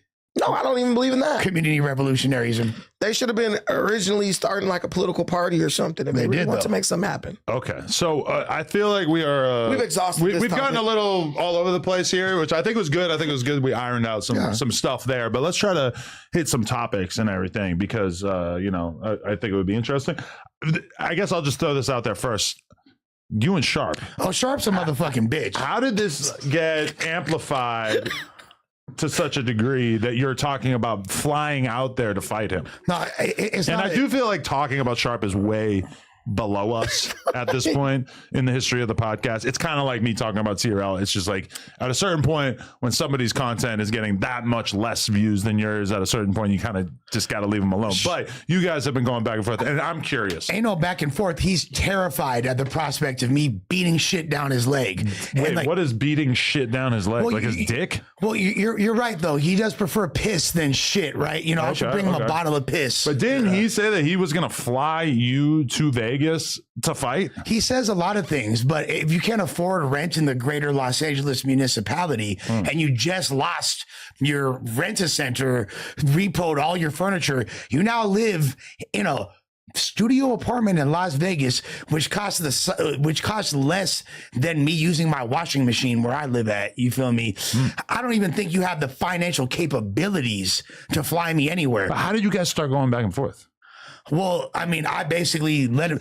Basically, anybody, Adam, that's I've ever gone back and forth with, they started it. You feel me? I'm a peaceful, loving person. I don't start shit. But guess what? I'm also on my bully shit. Sharp a bitch, and he getting marked out. And he's getting marked out for several reasons. Whoa. One, the way that he abuses women. You feel me? His way, manipulating young women, the way he fetishizes. Let's take a look at that. Let's take a look at that one clip where he had, where he was interviewing the one midget chick, and he was like, "Oh, you got your little panties on. He didn't say panties. You got Dora the Explorer undies on. He's talking about, he's fetishizing little girls, telling a midget she got Dora the Explorer undies. He used the word undies. All right.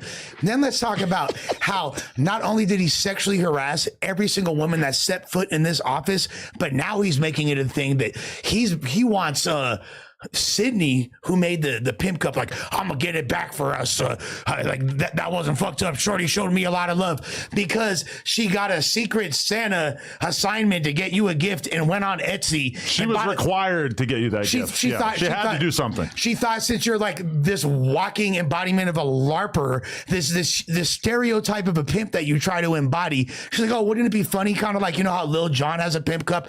Maybe this retard who pretends to be a pimp would like to have a pimp cup too. Right. And she bought it on Etsy, and he feels like, hey, shorty, I'm gonna do this for both of us. And now he's trying to lure her into his orbit of seediness. Although shorty don't follow him. She was creeped out by him that day and has not said a word to him since then. Now he's trying to bring her into it the same way he sexually harassed various mods. I mean, I could go on and on. I'm stalling Sharp out, but not physically, because when I see him, I'm fucking him up so bad. There's no reality in which I don't beat the shit out of Sharp. Matter of fact, I got 50 bands on it. I'll up 50 bands right now. I got 50 bands on it. Matter of fact, if Sharp beats my ass, I will not only quit No Jumper, I'll erase all of my music from digital streaming platforms and delete my YouTube channel. Well, I don't know if you want to do that. No, because Sharp is a pussy. He won't fight anybody. Can you get this guy some boxing lessons? I look at Sharp. I feel like he might have denser muscle tissue than you. No offense. That's cool. I don't think you should be that sure about you winning that battle. But here's why I know. Because I looked into his soul and I saw a bitch. I think Sharp doesn't fight because you guys talked about on another episode, he's like always was drunk when he was coming in here. But that usually makes people fight more. No, but some people, they know when they're drunk, they're not shit in a fight. So some people will just like tolerate a lot of shit because they're like, even if I jump up and fight this person, I'm probably going to lose because I'm drunk off my ass. Well, I think that's more his thing. The thing about Sharp is like, can you imagine a scenario in which anyone could have worse cardio? Oh, yeah, Drink exactly. yourself to death every day for like the past 20, 30 years. You smoke so many cigarettes. You probably smoke like 4 cigarettes an hour. You're probably blasting through 2 or 3 packs in a day. And then you've probably, I would assume, have never exercised. You've never gotten your heart rate up. Like, I mean, that is a man who could really drop dead at any given time. I feel like if I was going to fight him as a person who's capable of running around the block, I for sure would give that boy some laps until I was ready to knock his ass out, because he's going to get he's like what the 100 guys fighting the gorilla. Well, he's probably got gorilla cardio. If I was him, I would make sure I guard my kidney, you feel me, which is severely debilitated by the copious amount of alcohol. He's essentially a human life support system for poison at this point. Like he is a human life and I use the word human generously with that white boy. You feel me? You do kill him in a punch. With Sharp, that white bitch, white bitch Sharp. Well, he is half black. No, he's white. No, okay. He's 100% white. You do know that the number one cause of new kidney failure cases is the use of methamphetamines. Yeah. Which he tested clean for. I haven't taken meth. It only stays in your system for 3 days. We know the trick Lush pool. No, I'll take another drug test because I'm not doing meth, and it wouldn't even matter. Random drug test on a podcast. I don't care. Like it don't matter. Here's the thing. Let's use ultra self-awareness for a second, right? Of course. Lush has a big need to prove himself, right? Some might say that. Lush is willing to go to great lengths to prove himself. Oh, well, yeah. But what are you trying to prove by beating up Sharp, though? Well, I'm just saying Lush goes to great lengths to prove himself, right? And Sharp is a guy who avoids these type of confrontations at all costs because he's embarrassed at the potential of him getting his ass beat. The thought of him taking an L to me is so terrifying to him, whereas to me, it wouldn't even matter. You feel me? He could rip the dentures out of my mouth, throw them on the ground and stomp on them, and I'll still be Lush one. I'll still be more important. I'll still be more legendary than him, and I won't give a fuck. But he's terrified at the thought of a public altar. So why don't we do this, Sharp? Fight me. I'll fight you whenever. And if you run into any of my people, they gonna do whatever they do to you. It's on site. It's up. But but 50 bands on a fight. We could do it like, I don't want gloves because I want to feel the curvature of his cheek around my fist when his fucking jaw breaks. You know, I put his bitch ass phone number on my Instagram story, by the way. If you guys want to prank call a bunch of cocaine bots to check. So yeah, Sharp the bitch. No, I put his bitch ass phone number because he's a bitch. Doxing as a form of revenge seems like maybe not the best idea. No, I just thought it'd be funny. I'm styling. You know, so this fool. I'm styling. This fool's sending my girl's like, babe, like someone like your phone's going off. I'm like, damn, who's calling me at 6:45 in the morning? It's Sharp.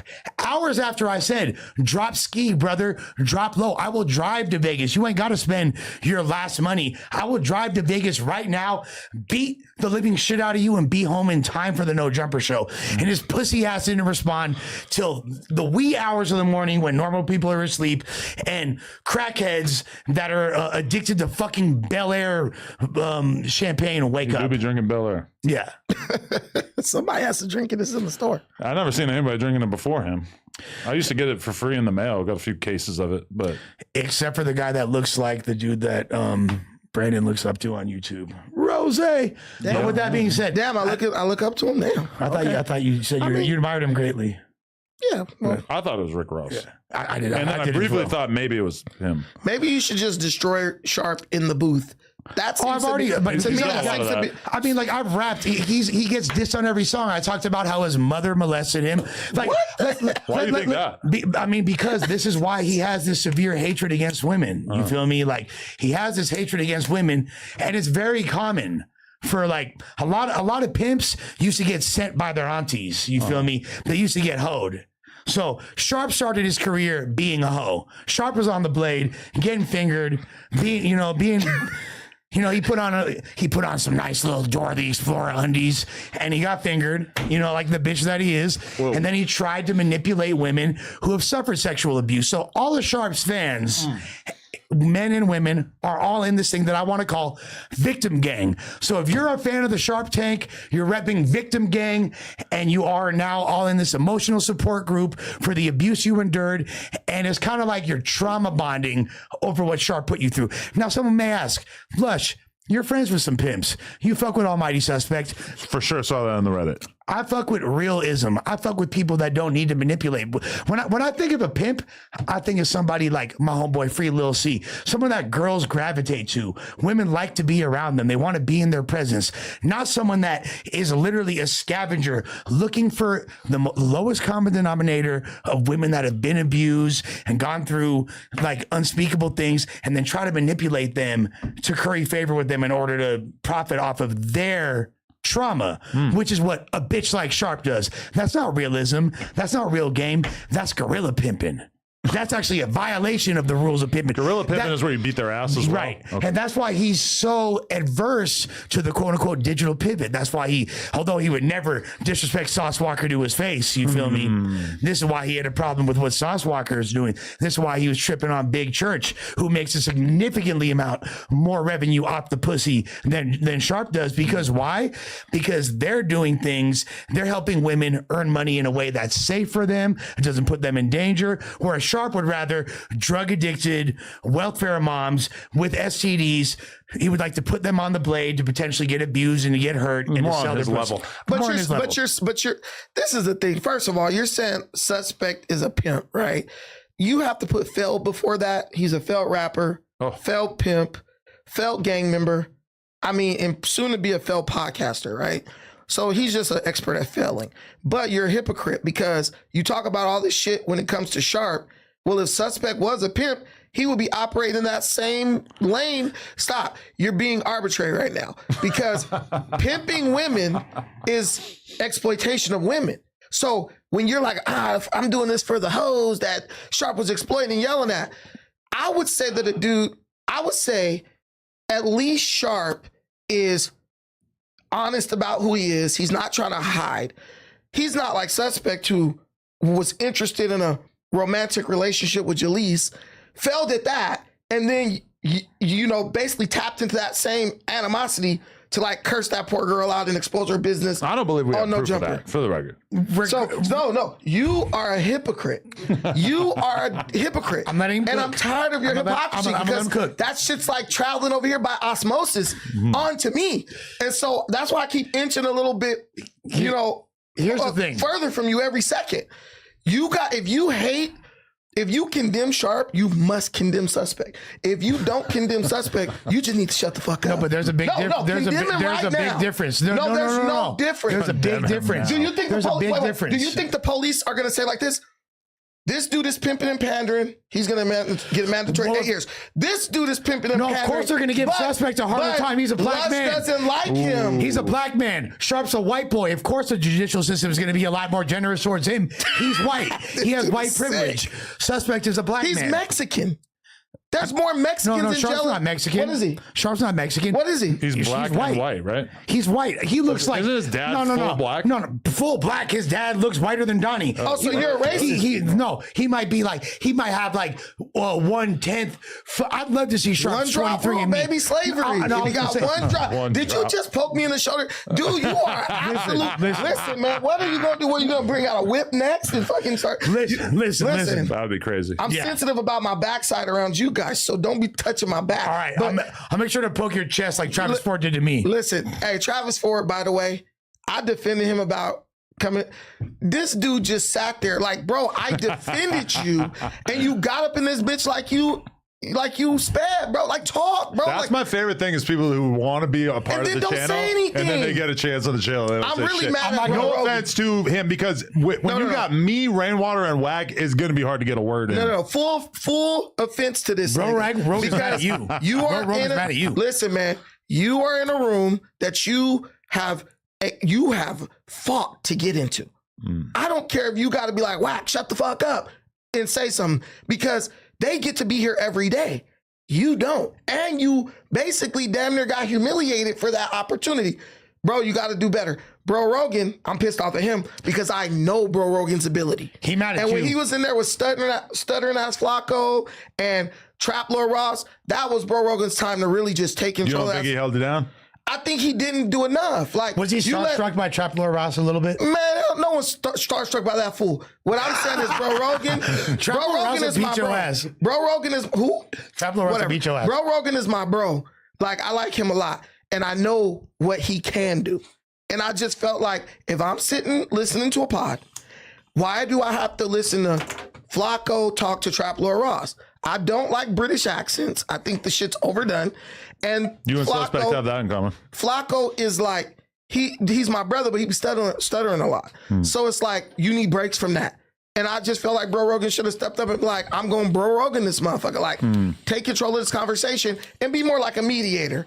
So the whole thing is like, I got a professional issue with Bro Rogan because he's my bro and he's a professional. Travis Ford, I'm just like, come on, man. You got to give us some of that charisma that you selling us through the rap songs. You blowing a big weed cloud on him while he's in the middle of his monologue is pretty funny. I'm not going to lie. You piece of shit. If he took off on you, I wouldn't be that surprised. Hey, but I'm blowing at me. I like it. Hey, I'm from where you got to keep a thumper, player. Just worry about that. That's all you need to know. Van Nuys, motherfucker. Van Nuys. It sounds like Van Nuys. That's way too low class. Hey, bro. What up? You from West My LA. boy, You from Conrad. West. Conrad from the Hab is here. How you doing, man? Hey, we talking about a lot of gangster shit, and we didn't have no goddamn gangster representation. Besides Lush. Yes, besides Lush. Hey, hold on. Hey, say all that shit about gang members of Conrad. You was just popping. Yeah, he was saying that the Crips are no good. You was just popping all this shit about gang members. Say it to Conrad. Ooh. What do you want me to say? He said that gang members are making all black people look bad. I think he'll even admit that. He knows it's true. Come on, this is not a conversation. He said the original. Maybe he can't say it. The original definition of Crip community revolutionary in progress is he don't believe in that. That shit been gone a long time ago. I like the tennis, by the way. The tennis going crazy. We really threw you in the trick bag with this one. You show up and they're just in the middle. Free brick, baby. Yeah, Lush free is brick. just Free bricks. Brother, man. My bad. Free brick. No, Don't rub his shoulder. God, I love him. that's good. But I'm good. I don't know, bro. I ain't got no opinion on that shit, bro. I don't know. Shit, it's a whole lot of motherfuckers fucking up the community, bro. You feel me? Shit. Mostly gang members. Making black people for us, making black people look bad. I think that to be 100%, I think that every race has a culture of destruction. You feel me? You know what I mean? Like, it's just like that, nigga. We don't make the world, we don't make the rules. He's 100% right. So every culture has a culture of destruction. I mean, I feel like every race has like at least some percentage. I mean, if you want to talk about white people, it makes me think about like going to Florida as a kid, and like I knew some people who knew some people in a trailer park, and we show up to the trailer park and all the bitches are pregnant and they all smoking cigarettes. Yeah. I'm from a white culture. I ain't never seen that shit before, and I'm gonna be real with you, I ain't really seen it since. There's a lot of degenerate behavior from low-class people of all races, but I wouldn't say that that is the majority of white people, nor is the worst shit that we're gonna talk about with black people. You're not gonna be able to say that about the majority of black people. Hold on, this is the most important point that could be made in this whole conversation. You got with white people, bro, got a bunch of shit where y'all look crazy. First of all, duh. You know the fuck? Like, y'all got you talking about Shiloh Hendrix? It's a I don't know what the fuck that is. The white girl who was calling the black kid an N-word on the playground. No, you didn't see that one? Yeah, it's a good watch. Like that sound. No, why you ain't seen that, fool? No, I ain't seen. Oh, that. bro, that's a good one. I ain't seen that one. No, you need to watch it. A lot of people are really mad at me for putting it on my story with Happy Mother's Day over, which I thought was pretty funny. That's like that's a mom. Here's the thing. Everybody got crazy shit, right? But black people, we take things and we take it to the extreme. Like, you've been to White Baptist Church, right? They might sing some songs, sway, clapping. One of them might get a little bit into it and freaking go a little crazy on one or two notes. They gave that to black people. Yeah. Black people start falling down all in the aisles. The singing, the music is amazing. Did black people invent that, or was that a white thing first? White people did it, but black people took that shit to the next level. Wait, whoa. Hold on, wait. No, you talked. White people. You talked. Get 'em. You didn't call the nigga out. Here's the thing. So we do extras on everything. So when you talk about the white trailer park, okay, we understand that there's a trailer park, white people, the white people who live up in the Catskill Mountains and all that. The Whitakers. The Appalachians. The Hatfields and the McCoys, right? Yeah. Everything white people do, you gonna make it home for dinner. You know what I'm saying? If you, we do be doing fentanyl. Wait, let me say this. Let me say this. Now you're bugging. Now you're bugging. Let me see. Listen.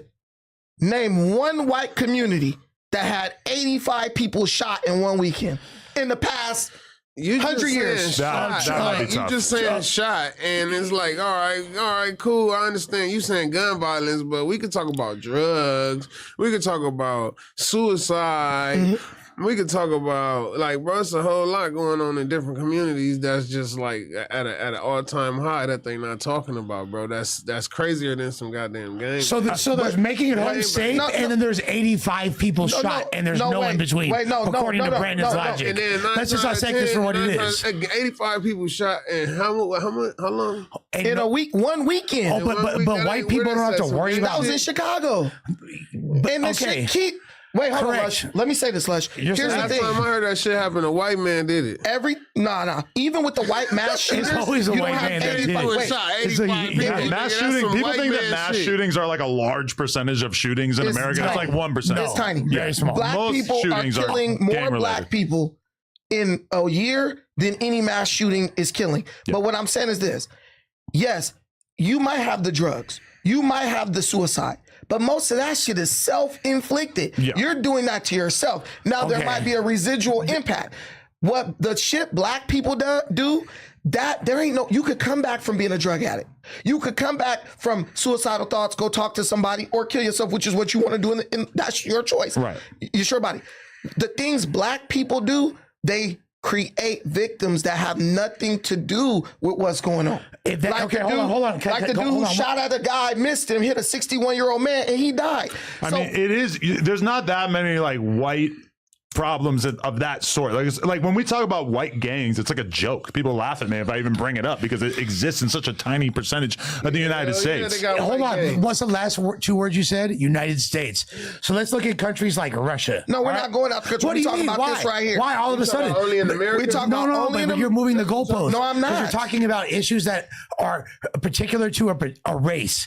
So This shit don't even happen But in I don't Africa. feel like Russia has the kind of honor culture that ends up with these sort of like death cult things that we have in America's inner cities. There's definitely incidents of mass murdering in all throughout Eastern Europe. But I feel like mass murdering is less interesting to us when we have this conversation because those situations are always going to be outliers in comparison to like gang members going back and forth killing each other over disrespect, which seems like it's a real problem. Dude, like and that literally exists. There's gangs in third world countries. You don't think that there's probably fucking GDs and Crips in the Czech Republic. I watch that gang banging and gang shit is cool and shit, but I don't think that it's the craziest thing happening in the world.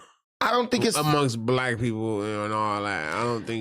I think that shit is like small when it comes to it's shit going on, bro. It's wars.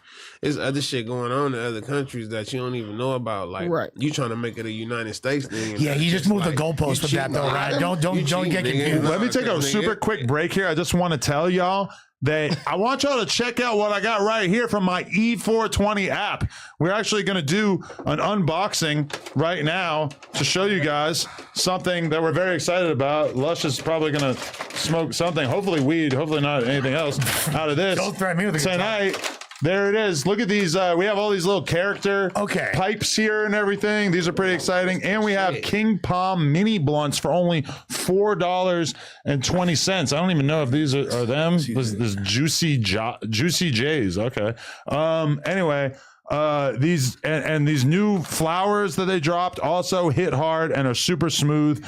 It's like they pulled the best smoking gear off the internet and put it in one place. So everybody go to everything420.com or hit up the E420 app in the App Store, and you can also partake in all this good stuff that we have right here. Okay, let's get back to that. And honestly, just real quick, this is rubber. So most like dab rigs, like anything that's a dab rig, is super dangerous because they're expensive as fuck. And if you drop it, it's a wrap because they're made of glass. But this one has a rubber concealing Why are you thing. holding it like that? He's like worshiping it. I'm trying to turn you on, bro. I'm trying to turn you on, and you bro. can tell by the texture of the bag that this animal died for natural causes. He likes smoking shit. I do enjoy smoking shit. Yeah, man, that's it. Go ahead. You got that in his hand, man. You're going to get loose cannon high while you're in here today because you don't normally be around this shit. I think it already happened. Listen, man, I'm getting blamed for the racial topics, and y'all brought that shit up. What I'm going to tell you is every gang member know about gang banging.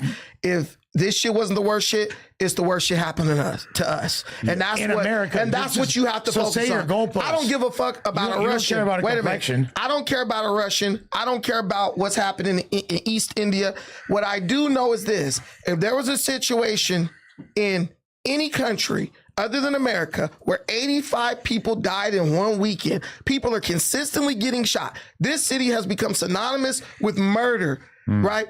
That the authorities in that country will go and snuff out that criminal element because they're going to say, look, you're killing taxpayers. You're killing the people who give us the authority to rule over everybody. Only in America, only in Democrat-run areas is everything, violence, murder, all that. Wait. You mean major metropolitan areas? Those we can't just let them rant. Let me finish. That is where blatant savagery is dismissed as being caused by slavery. If it's caused by slavery, we should be doing this to white people. It's not just. How you gonna tell me you beat me? Your ancestors, your Jewish ancestors enslaved us. Why am I killing him over that? My ancestors enslaved you. Nah, Jewish people were complicit in the slave trade. But what I'm telling you is this. My Italian side didn't do shit. Wait, let me finish. Well, your Italian side. Let me think. Benito Mussolini. He didn't like black people. My great-grandfather got shot by Mussolini. Okay, so that's good. But what I'm saying is, if you did something to me, Adam, 200-300 years ago, why am I killing him for that? I should be killing 85 of you in a weekend. You know what? That's where the argument falls in on this. I've been watching. You think that's why people gangbang because of what happened 300 Yeah, years he's ago? tripping. Yeah, A lot of people use that kind of stuff as an No, excuse, right? No, What why? happened No, that has us gangbanging? look, Because income inequality, they take all the broke ass people, they put them in one area, and then those people inevitably end up killing each other. And because of our histories of race in this country, the people that end up in the poor areas, the people who end up in O Block are largely black. it's almost like it's a cliche. It's almost like the tone of his voice would imply that it's not true, but it's the fact that it's so fucking obvious, and that's 1000% the fact. And like, so how is that not an excuse, bro? Like, what do you mean? Like, so gangbanging is not worked up what y'all think like what y'all like making it to be. It's not like it's just a bunch of people from somewhere that's together.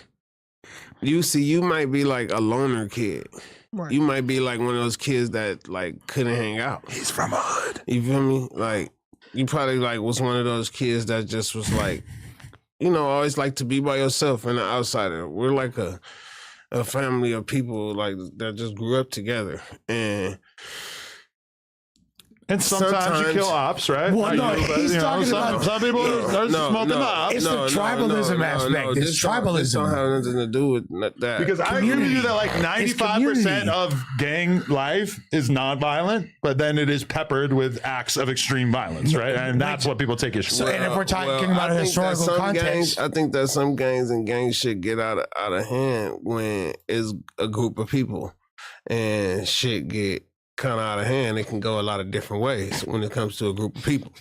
You feel me? Like that's just how I see it. Like when it comes to a group of people, you know what I mean? Like it could be if it's 20 and you and your guys out somewhere at a bar, y'all fuck around gonna have a bar fight. Right. When y'all run into some other dudes. 20 of them, and we act like white boys aren't catching fades over fucking like baseball games. Everybody they're just catching fades, and then they don't hunt each other down and kill each other after. Not necessarily. This is not mutually exclusive. I've never heard of. It's not okay. So black and brown people, and then what about the Asians? So it's just white people that don't do it. I'm not saying they all do it, but there is they do. A lot of the roots of the most deadly gang conflicts in urban areas are literally like everybody goes to a party, one guy bumps into another one. Fast forward 20 years, there's like 100 dead bodies as a result of this. Exactly. I'm just trying to say that it's not mutually exclusive to the black race or like. Listen, you can read books like Monster by Monster Cody Scott and shit.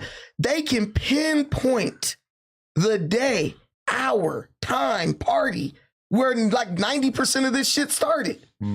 So if you know that if this beef happened between two dudes who you never met, got no connection to, why are you fighting their family's blood feud for them?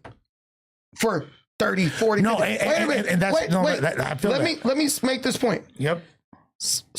If you go to slavery, right? You had slavery, which led to like Jim Crow, which led to like segregation, et cetera, et cetera, et cetera. All that is good. But if that is the cause of why you're doing what you're doing, why aren't you killing white people? They're the people who did it to you. Why would you want to aggress upon each other for something? You're being racist. That's all. See, no, but I'm being racist. That's a race. That's like a race thing. I've agreed with him the whole time. That's like a race thing. It sounds like it sounds like you have like a, you know what I mean? So like motherfuckers ain't on that. Like that's what it is. Like motherfuckers ain't on that. Like. Because it's not about like defeating the root of the problem of who disrespected your grandparents or enslaved your great grandparents or whatever. It's about settling tit for tat disputes within the community with people that you have issues with. Like that ends up being the thing that gets addressed with deadly violence by killing him. Yeah, because and killing nobody not gonna make nothing right.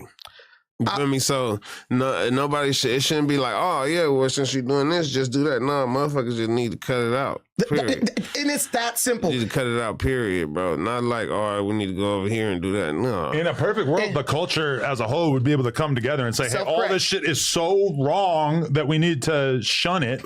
However, we don't really see anything like that. In actuality, we see somebody like Nicki Minaj who acts like it's ridiculous that drill songs are being banned from the radio because, they don't punish, Hank Williams when he's singing, I killed a man in Vegas or whatever, which is like the absolute dumbest argument in the history of mankind, because these dudes are literally writing songs about killing each other back to back the day after they kill each other, which is a lot different than like a song that's a storytelling song about a fake body that never actually happened, because the rapping about fake bodies that never actually happened was largely what was going on in gangster rap for like all the 90s. Now we have a lot of exceptions. Okay, so Tupac ain't never killed nobody. Ice Cube never killed no fucking body. But that's like saying Hot Boy by Bobby Shmurda should have been banned from the radio from the jump. Bobby Shmurda ain't killing nobody. There's specific bodies and killers that's named like in that record. I mean, do you think that the radio in Chicago should be platforming or should be playing King Von's music? I mean, really, if there's any conscience available to these radio stations, I don't know how they could possibly justify that. I think that like specific words and phrases being censored, absolutely understandable. You know what I mean? Like, why don't y'all just sit back and imagine this a little bit one time? How the fuck would the world be? Better? It would be better. Without I feel like he's not even close to done that sentence. No, like, look, how the world would be without rap. Yeah, the way it is. Yeah.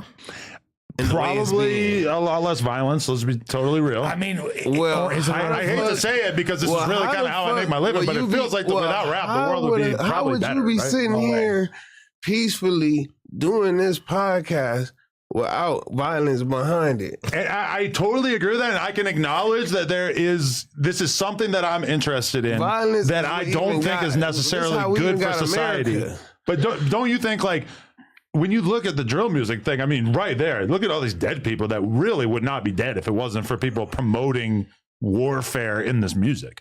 I would be just sitting here lying my ass off if I didn't acknowledge that. But that's not necessarily true, because if you look at the 90s, there's actually a higher murder rate in Chicago. That's a lie. That's not true. That's a lie. That's not The true. murder rate has been dropping significantly for like 20, 30 years. Y'all ever seen Dead that? bodies? They're not reporting. Anymore? No, Bro, they're reporting people more got now. murdered and they were saying it was COVID. Even now in LA, Bro. the crime rate in LA. Wait, let me say this. But the crime murder rate is dropping so ridiculously. Listen, the significant. crime I feel rate. like drill and like gang warfare is like the exception to that. All it is So is y'all think that gang violence is what the most people die from in the world? Obviously, no. In inner cities, I think that for sure, like a young person losing their life is probably mostly due to gun-based warfare. No, that's not it. What? Abortion. Okay. I mean, that's another. Yeah, that's Most of us wouldn't really consider that. I just want to say this point. You contribute this stuff to typical liberal-minded guy. Oh, it's poor people around poor people, and then poor. You're equating poor to violent. But in reality, in history, the poor people were the most peaceful people because they didn't have much. So they really were kind of like, I'm trying to survive, so I don't got time to aggress against anybody. So what happened? What happened was you removed black fathers from homes. You deconstructed the nuclear black family, which created a situation that, your word, became untenable for black mothers, right?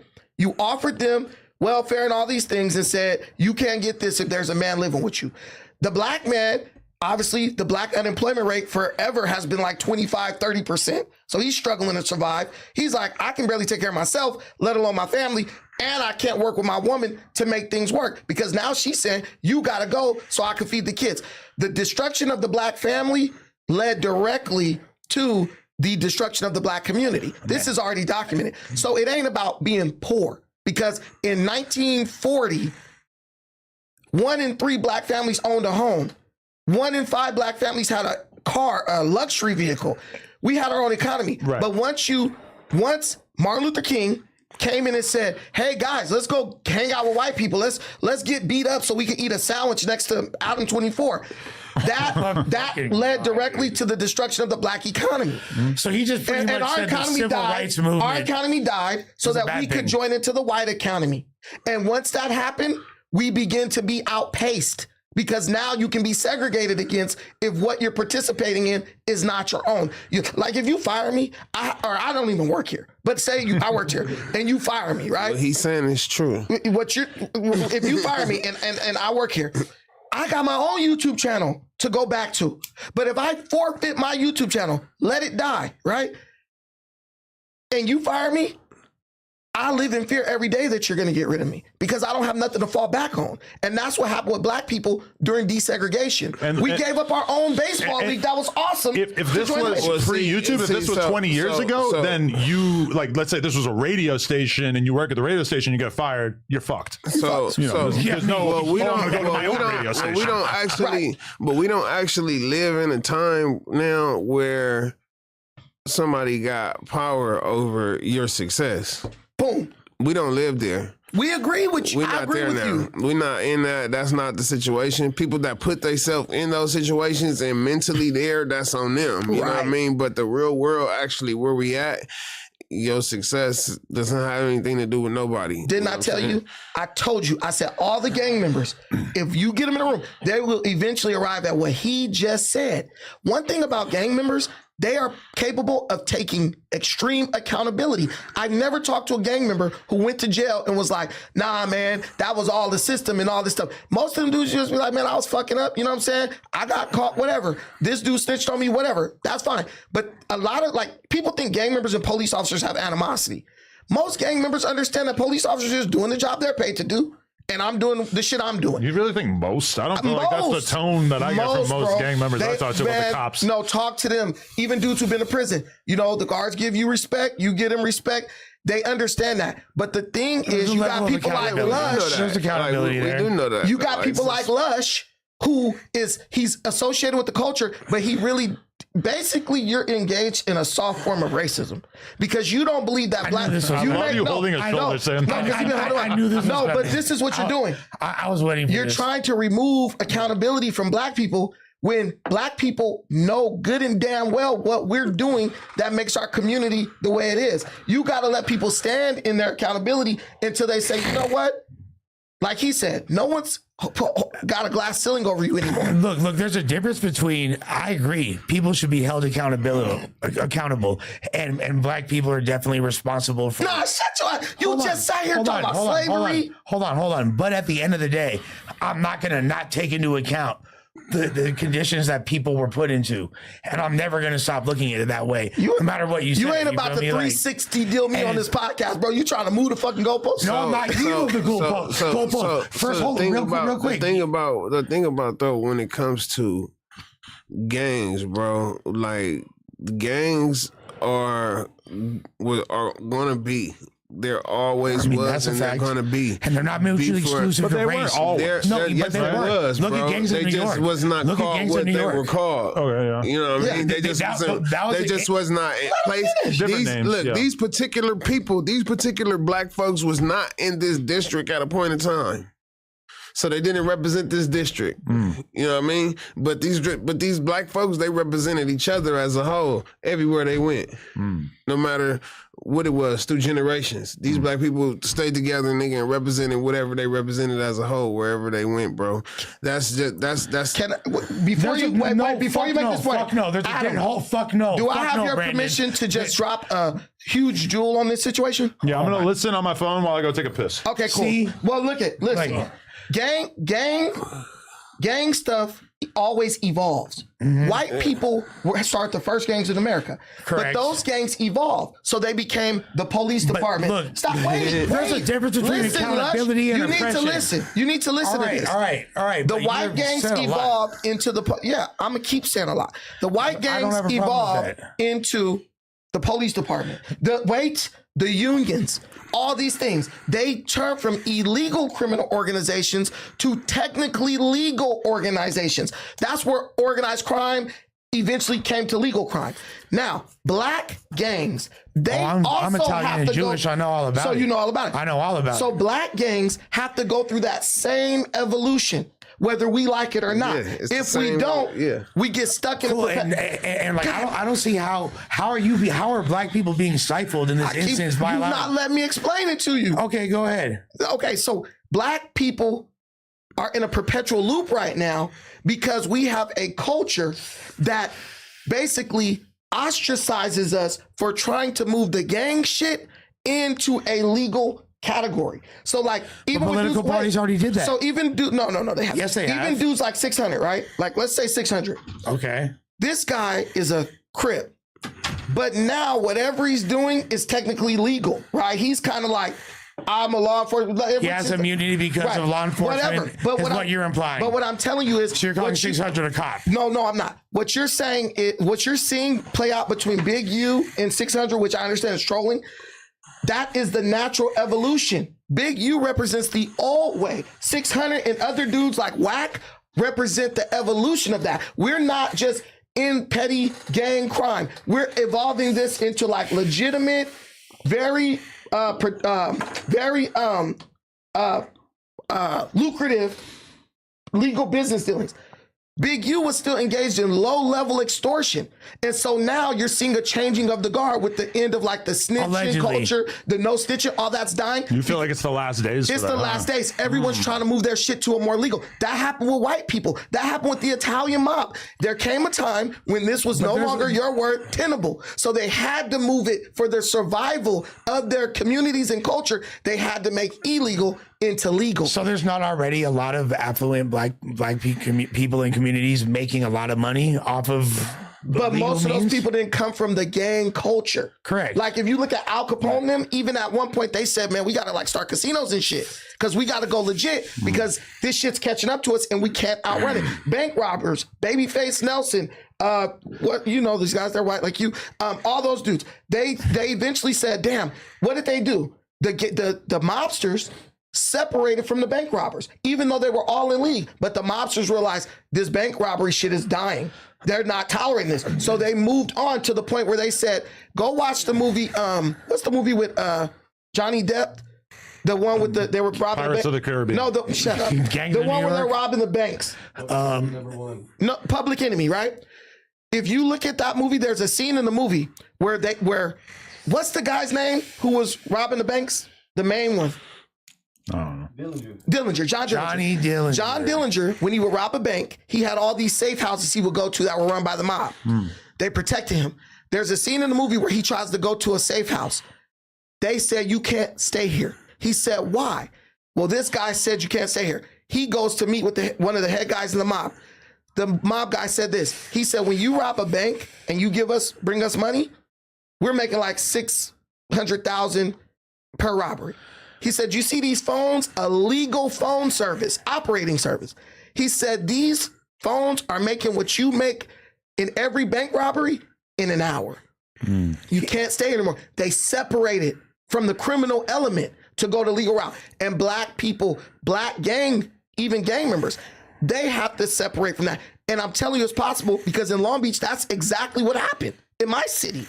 These guys were killers. Now they're working for the water department, the refuse department, chief investigator of the refuse department, stuff like that. Because why? They took the illegal shit and they separated and went legal. That's the evolution of gangs, but we're just dealing with the bloody last days of it. That's it. I mean, I think, but here's the thing. Like, you seem to feel like it's a political issue at the end of the day. You have a lot of hatred towards any type of liberalism, right? No. But like that seems to be like the main thing that a lot of your points like hinge upon is being conservative and like holding this high standard, pull yourself up by your bootstrap mentality. You want to apply the same mentality to the black community that you see the white people doing, and you think that's going to make you more successful. You know nothing about black people. Black people are naturally culturally conservative. Black people. I'm not talking about. I'm talking about you the first and your talking points. We started the Republican Party, right? Don't you ever forget that. Abraham Lincoln was a conservative. I understand that. We are conservative by nature. So, like I said, all your points are hinging upon a political ideology. So what I'm doing is returning us back to our original form versus the degenerate, chaotic form that we've morphed into. So if you look at me and say Brandon's a coon, no, you're a coon because you don't even know enough about your history to understand that everything I'm saying is what helped black people survive when they came out of slavery. We came out of slavery with nothing. In 10 years, we had burgeoning communities, our own banks, all that. How? Because we had the mindset that I'm embodying. And who fucked that shit up? White people. No. Who fucked up Black Wall Street? Black people love giving shit away for white acceptance. Martin Luther King fucked that shit up. I'm gonna be real with you. He told black people, I have a dream that I'll be judged by the content of my character, not the color of my skin. Look, Martin, here's the thing. Your people. Go ahead. What point are we making? Like, what is it? So many. What is We're potting. We be potted. Yeah. What is it all like? That's what I want to know. Like, what you actually trying to say for is you're saying black people give away what our intelligence for white acceptance. You're a rapper. And what? Yeah. You're a rapper. All right. Where you are today would be totally different if you didn't have rappers in the 90s who had so little faith in their own talent that they were willing to sell that shit for pennies on the dollar to a white guy. And now white Jewish people like him control hip hop. But that's not no one them can not have more having faith in you. And now that's why you see artists in their now. abilities. Wait a minute. That's them not understanding. Wait a minute. Listen. The industry. No. Them At getting that time, finessed. if you wanted to have success as a rapper, you basically had no choice but to work with labels. No, right? because That's what they got flu flames. No, you had they got dudes, flu flames. You had dudes like E40. You had dudes like Master P. You've always had independent artists. But I'm saying those were kind of like right before the internet started to take hold of information. Those were kind of people who were able to latch onto a business model that didn't necessarily rely on the major labels, even though both of those people definitely did business with the major labels. Those were people very who knew. favorable business with the Those were- unprecedented And real examples. exceptions to the rule. Right? Those were Very people. much so. No, those were people Yes. who knew their worth. And now you see rap has evolved to where most of the artists are now going the independent route.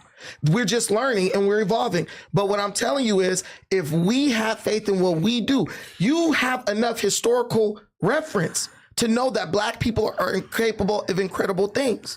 Had you taken those dudes and let's take them to Africa and see all these big ass skyscrapers and show them what black people really can do with no one else around, that might change their mindset when it comes to, man, I'm gonna just sign this deal for like $50,000 because I gotta put food on the table. You had a dude like Snoop Dogg who was willing to sell a song to Master P for $5,000. And then he said, bro said, $5, give me $5. He said, I meant $5,000. Master P turned around and gave Cut $50,000. Like, showed him that this is what money really could look like. But didn't Snoop basically sign with Master P because he needed a way out of the That death was row after Death situation? Row, yeah. And Master P was basically willing to 100%. bankroll it? Yeah, and he made more money than ever once he signed with Master P because Master P was what? An independent like mogul. Yeah. So he was able to show Snoop, this is what you would be making if you had some confidence in yourself. So Master P had more faith in Snoop and confidence in him than Snoop had in himself. Well, yeah, he was also used to getting fucked in all his deals that he had signed. But why? Because you only get fucked because you don't believe in your shit as much. Like, you could be like, I believe in this, but then when it comes time, like, the deal gets on the table, you're like, damn, if I say no to this, ain't no guarantee that something Brandon, else that gonna comes come. down to education because these dudes That's what I didn't. just said. They're signing deals that they didn't even understand what they meant. They're not even having lawyers look them over. And why are you That's doing that? why. Because you broke. You see some zeros. You're like, Yeah, I'm but it's taking not it. them. But it's not them having a lack of confidence in their abilities. They were like, we're the dopest people from where we're from. Everybody around likes our But music here's the enough. thing too. Now the way the game is, it's so easy to create music and put it out. There's too many artists for you to not have failing artists. Well, that's- Right, What the right, fuck, right. nigga? Everybody ain't about to be successful. No, It for ain't sure. finna work for everybody. Niggas just practicing. Like, you feel me? It ain't finna really do nothing for everybody. So you just gonna have that. It's a meritocracy You now. know what I mean? Like, it's impossible for everybody to be successful on rap. 100%. I just want to know where you draw the line with your separatism. Like, you feel me? Almighty Suspect Where had do to you draw fail the at line? rapping so Conrad from the apps could be a success. And that's what makes everything beautiful. That's what raises the bar for rap music. That's what raises the bar for everything. It's because that competition, understanding, dang, it's a lot of people out here, you know, that's after it. So let me be better. Now every Negro with a damn bandana wrapped around his head think he a rapper. Back in the 90s and shit, when it was real competition, some of these dudes like, man, look, I might be able to tell a rhyme or two, but I ain't nowhere on the level of this person, Well, that it's person. way more Now difficult it's to so even watered get down. In the radio time. 90s, if they had access to the internet the way that they do now, there would have been 5 million fucking No, random ass rappers just like there is Yes, now. Yeah. 1,000%. Because everybody has, because the No, no, internet no, it's a has no vetting system. Brandon, Exactly, no, no, yeah. no, We exactly, treat that's the the thing. motherfucker, bro. No, Nigga, the internet is the vetting system. The popularization of prosumer audio technology during during the early 2000s and the internet blowing up and social media allowed there to be this influx of independent artists. Terrible artists, most of them. Most of them. Listen, it's the basic laws of economics, supply and demand. If supply is high and demand is low, guess what? The prices drop. That's it. And that's what's going on with rap music. It's so much supply, there's not enough demand for it all. So there's no money in it anymore. But the good shit's rising to the top, I feel like, in a way. Like right now, the cream is gonna rise to the top. The most well-produced music, the artists that have the biggest mass appeal, they're actually like there's so many different options for whatever it is. You got your Doechis, you got your Playboy Cardis, you got Boss Man D-Lo, and you got everything in between, bro. There's like an infinite amount of artists you could latch onto. All races are represented, all subcultures, all subgenres, all regions. But it feels like music has been so demystified that it's almost impossible for anything to stand out at this point. Well, I mean, to a degree, but there's still like, this is coming from the perspective of us now being around for so long and like the veil of deception of, you know, we've actually even tried to rap ourselves at a certain point, you feel me? Like back then, like rapping meant a lot more because people didn't have access to the fucking studios to even get a chance to record a song. You're doing it on 2-inch tape reels that cost thousands of dollars. Even if you're doing some indie shit and it's like the neighborhood dope man or whatever gang is funding the operation, that's still like it's now anybody can rap. So I feel like that could be a bad thing, but it also creates way more voices and way more opportunities. Okay, let me do this thing real quick, and then we're going to bring up another topic. So I just wanted to let you guys know the E420 app is saving people money and upgrading their setup so that smoking doesn't have to be expensive. They've got deals going on all month right now. It's actually high quality, good stuff. This is literally the Amazon of smoking needs with mystery boxes to keep things interesting. So go check out those as well. I personally recommend the edibles mystery box for your next party. And again, download the E420 app. It's super easy to use. You don't even have to get off your couch. So again, Everything 420 are the sponsor of this episode, and we're super, super thankful to them. So make sure you hit up the E420 app and grab your gear. Don't be the last one to level up. Okay. So, all right, I think we would be, well, really, I'm supposed to call Jin Lee at some point here too. But I think in general, we would kind of be failing ourselves if we didn't mention like the biggest story of the week, the Tory Lanez thing. Maybe we can get to that. But Diddy is finally at trial, and by all accounts, from everything I'm seeing, it doesn't seem like it's going terribly well for the prosecution. No, Diddy's getting off. He's beating the case 100%. I don't think he's going to beat everything. No, I'm not saying he's going to beat a substantial percentage of what has been accused. The feds and I'll tell you, I mean, it all came down to that CNN evidence being like, because that's literally what their entire case hinged upon. The testimony that's going on from male escorts, blah, blah, blah, blah, nobody gives a fuck about that. And maybe he might get some sharp rob, sex trafficking charges. You feel me? Like he might, which is really unsubstantiated, even per the testimony that they're trying to use against him. But the main evidence is out the window. Diddy is going to walk home a free man. I thought he was cooked prior to that, but the feds and the prosecution are doing such a piss poor job, if I'm being honest. It's like, damn, like there's literally 2C being found and fucking ketamine laced baby oil, and you still can't convict this man. They did a great job at painting this picture of him as a monster, but as time goes by, it's slowly starting to look like, oh, maybe you're a violent abuser. Okay, no, sure. He's for sure a janky dude. Well, how does that constitute a RICO? How does that warrant this scale of charges?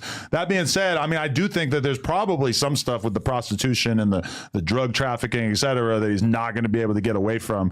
But it's not looking like the slam dunk case that it was originally purported to be. And it just goes to show you like the way that they try to slander people, especially like prominent people, and the fact that this is one of the most successful black moguls in the entertainment industry on the heels of like the Cosby and Me Too shit is kind of like, damn, I felt like my childhood was attacked. And at the same time, we know Diddy is janky. Diddy's a freaky frog. Diddy be doing some wild ass shit. He probably needs to be held accountable for. We can't be letting Diddy run rampant to the degree he was, but he's about to beat this motherfucking case. Why? Because y'all are inept. And how? I think CNN might have got paid off. The increasingly fading declining relevance of major news outlets due to the popularization of non-mainstream media, such as No Jumper, is pretty evident that they're going to be doing cash grabs, like accepting under-the-table bribes from Diddy to mysteriously lose some of the most vital footage of all time when they're supposed to be, like, one of their main purposes is being an archivist, right? They have an archive of all these historical news events, yet they lose the footage of Diddy abusing Cassie, the original footage, that is. They only have the altered content. Which intern needs to get fired? Now that intern needs like a fucking 3-pronged dildo in the ass that spins around like people like Sharp enjoy. You feel me? I mean, I feel like the most damning thing that I've seen is just the male escort whose testimony basically reported to Cassie being a willing participant in so much of this. And when I'm even having this conversation with random people and they're like, oh, he was doing Cassie so bad, I'm like, bruh, she stuck around that relationship for 10 years. Like, at a certain point, it's hard for me to imagine that she was not, to some extent, a willing participant. Is that one of Aggressive his was the word main used. charges for the domestic on her, right? Correct. I mean, that's part of it. But what are the actual charges, though? I don't think. Why is him beating his wife rising to that level? That is literally the main evidence that the entire prosecution was like hinging upon was that footage for some reason. Him beating up his girl. Yeah, literally the footage of And him. then what else? So they said because that's lost now, it's inadmissible because it got edited by CNN.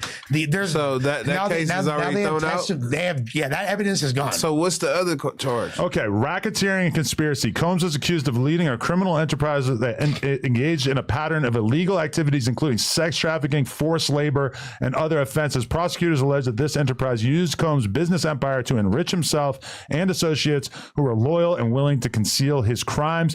If convicted, this charge carries a maximum sentence of life in prison. And then in addition to that, specifically, Combs was charged with sex trafficking, alleging that he used force, fraud, and coercion to compel individuals into commercial sex acts.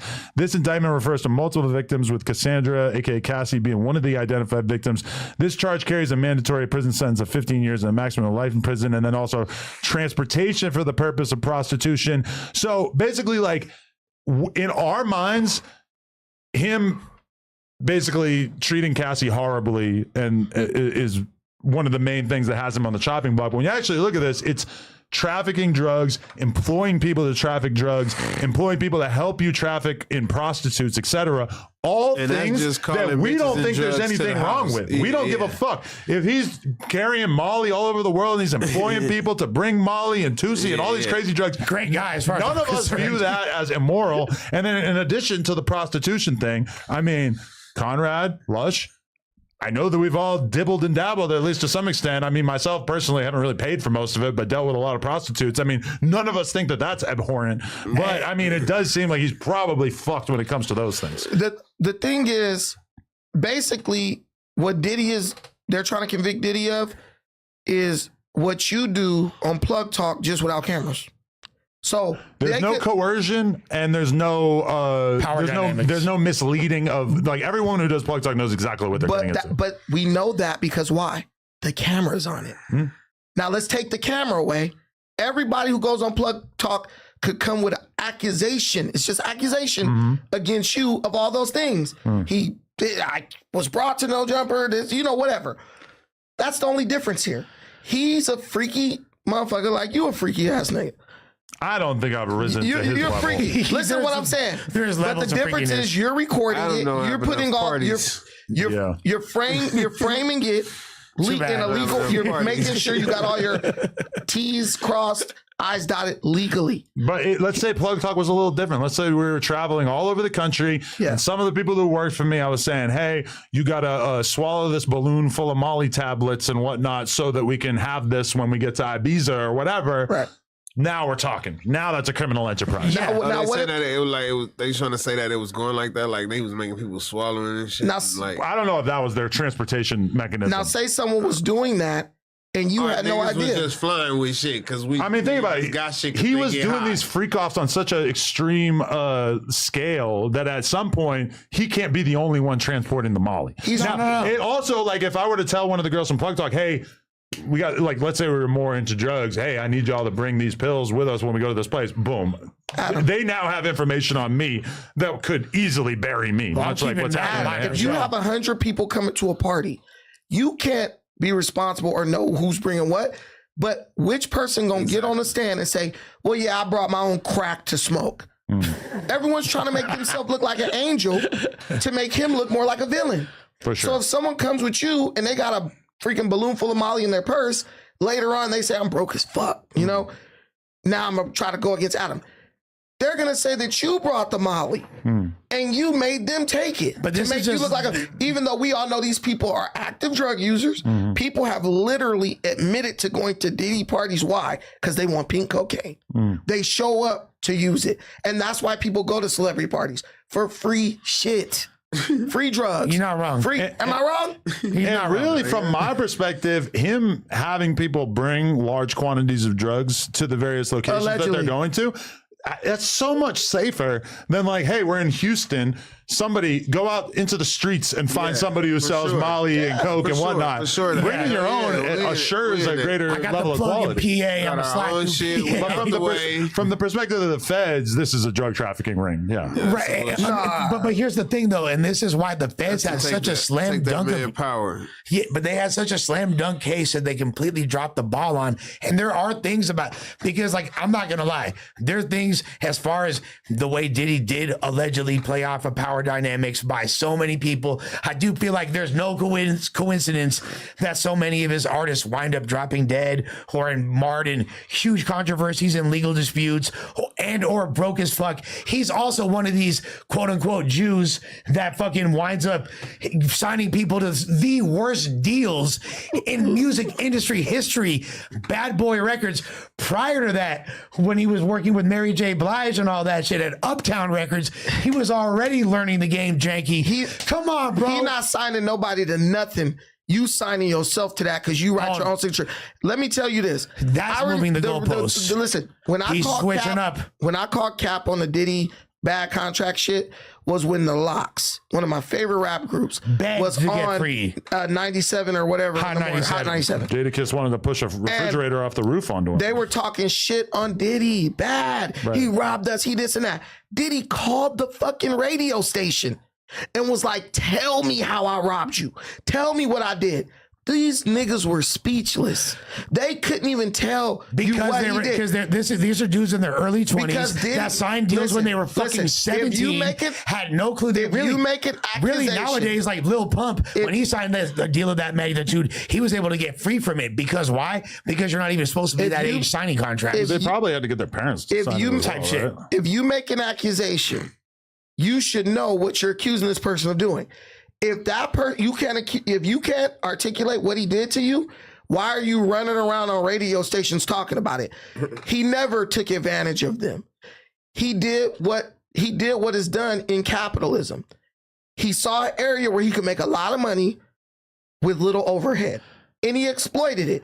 These guys, But you were just weren't applauding Master they P for weren't giving ownership to artists and do like Diddy you is not literally- Master P. But you're using the exact argument that you Master used P against was yourself going. earlier, Listen, Master P was making nobody artists into millionaires, and then going out getting established artists and making them even richer. Diddy didn't learn from the same people Master P learned from. Also, Diddy wasn't selling cocaine simultaneously while selling records, so he didn't have that safety net of money. Diddy was operating based on the rules of the music business as they are done in New York City. But I think I've seen Jadakiss and the other members of the Locks like be pretty transparent and open about the fact that they really didn't understand the music business when they were going on this huge crusade whole against point. Bad Boy. Boom. Correct. And let's be real, They were young. we too. probably wouldn't revere Jadakiss and Styles P and these guys on the same level if they hadn't had a machine like Bad Boy promoting the fuck out of them and making them huge stars. They could have easily been also rans like so many other people from the New York hip hop scene at that time who didn't really become as anywhere near as famous. Like now the game is you get signed to a label, you allow the label to invest millions of dollars into blowing you the fuck up, and then at some point you separate from them and you use that fame that they basically embedded into you to go have an independent hustle. Correct. These people, listen, these people their claim to fame is I'm a hustler. I'm a gangster. I moved all this way. What's the Jadakiss line? We weighed The whale. we So weighed much the comes shit from with weight, the with the same use a scale we to use weigh a the whale with. So Cause you're a of deep hustler, regard- you're a drug but- kingpin. but you ain't reading contracts, dummy. You're nothing you claim to be. But they were like younger at that time. Man, though. no. You're talking about bro, they was rapping about this shit when they was young. They were like Biggie, like Jada, and they were like proteges. You know I'm just gonna totally disregard what you just said. Listen. Why? Because it's not making sense. Listen to what I'm telling you. What doesn't make sense? You know about who's a real hustler? What's the dude's name from the Clips? Pusha T. Pusha T. Right. That motherfucker's a boss. And you ain't never heard he's him also like, but he's like in his 50s, and you've bro. never and heard him. Hold on. Signed See what I'm saying? He be going on tangents. No. Signed one of the most notoriously worst deals in hip hop history.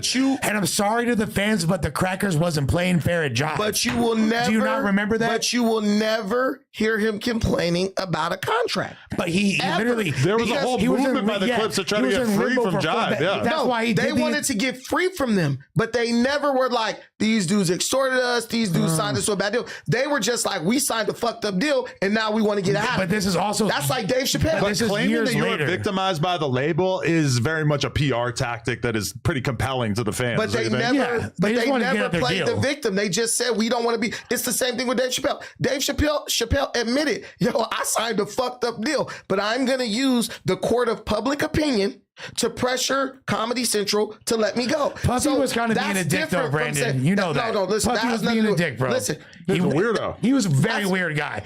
How could you defend his actions to this? But also the Locks were objectively pretty popular by today's standards. Like their albums did fairly well, but at that time it was considered a failure because you're being compared to Jay-Z and Biggie. And you're not making money.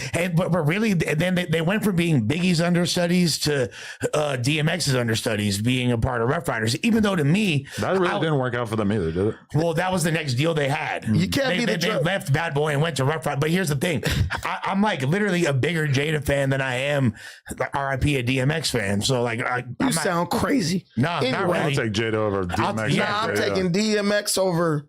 I like lyrics, bro. I like bars. I like punches. X got lyrics. I'm not saying he don't, but Jada's a master at that. Man, craft. listen, Jada got bars for sure. He's a great rapper.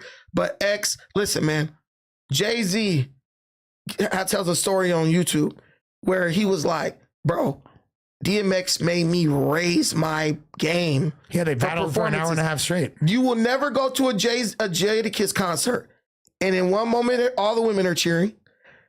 The next moment, all the men are cheering. And then by the time the show is over, everyone's crying. X was a bigger star. X just had a connection with people.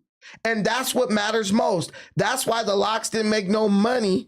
And X made a ton of money and blew it because he's a drug addict. Well, he's dead, rest in peace. Listen, that man had a spiritual connection with people. Same thing like Tupac. Tupac isn't even the best lyricist. Simple-minded people that don't understand lyricism to the highest degree. No. You always he had a great passion. Jada got more bars, so he harder, bro. It's that simple. Every single time Jada spit, it's fire. It don't matter. He can rhyme on a Dirty South beat. He can rhyme shit still relevant to the youngins. He's he masters his craft. Goes on stage, masters a ceremony every time. Jada way harder, bro.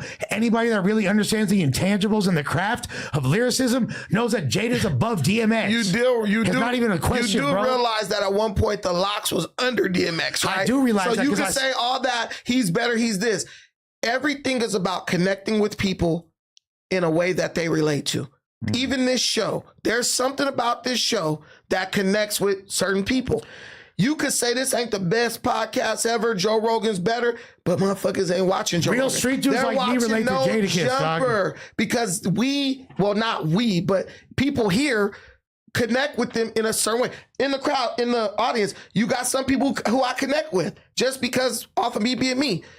And X did more of that than the Locks. He had more people connected to. So the court of public opinion rules that X is the better. He was a bigger star at his peak, but I just prefer Jadakiss. That's your personal. Yeah, it's my personal opinion. Preference. And I would say more white people fuck with DMX. If we're being honest, I said personal. I'm not blaming for. But you said personal white, so I'm saying most white people. You're individually a white guy. Sure. But what I'm telling you, of course, as a Jewish man that knows more about the shit than motherfuckers though. So it don't matter. As a Jewish man, what the fuck I am. As a Jewish man, we can see why you would love somebody who's dumb enough to sign a horrible deal. DMX was a crackhead. That nigga Jadakiss was a smooth criminal. He was a exactly. He was a dope dealer. DMX was a user. DMX. That's right. He sold dope. I'm saying, like, So you should probably be taking up for Jadakiss. So he identified with the users. So no, you are supporting the users. A user is someone who's trapped in a perpetual cycle. I can't think of anybody that describes that better than DMX. Listen, but what I'm telling you see is what Brandon does. I love him, but he literally goes against the same points he made. That's a hell of a switch up It's right the there. craziest take. I'm trying to figure out how you're going to walk out of He's this. been doing it all day. He interrupts me before I can make my point. No. So that's why. Listen, do you know how many people even who aren't even on drugs feel like they're stuck in a hamster wheel, a perpetual cycle, whether it's their job, their fucking relationship, drug use, their custody battle, whatever. That's the element that DMX tapped into inside of everybody. Do you feel like no matter how hard you work, life just keep kicking you in the nuts?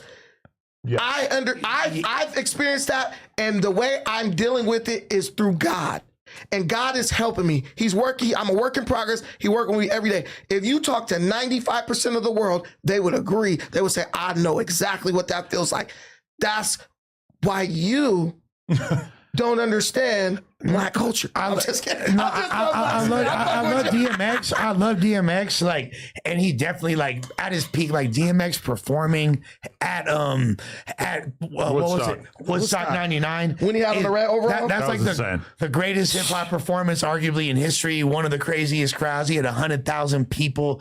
No one's ever rocked a crowd that big. Very few people in hip hop history respected him. Kendrick could never do that. Well, he just did that live on the Super Bowl, like to the bro. The Super Bowl people came there to watch football. They just happened to get no, but I'm saying the millions of people that still watch. That's still like an amazing accolade. And most people that weren't there to see DMX at Woodstock, to be honest, it was like an all-white crowd. But all that aside, I'm just saying personally, I feel Jadakiss more. He resonates with me as a lyricist. What do you feel about him? I like his bars, his syllable structure. He really talked that dope boy talk. I've been in the streets selling and buying dope. You feel me? I relate to his whole shit. I mean, with DMX, it's like, yes, he was a dope rapper, made dope music, but it had a little bit of the thrill of watching a random guy spaz out off drugs on the corner, like the fun, you know, when you're stopped at the red light downtown and you just see a motherfucker wilding out. Yeah, it's like, and that's fun. It's like a little party. He's a student of ODB. But DMX was hard as fuck. I was going to say ODM Slim. Listen. People relate to that shit.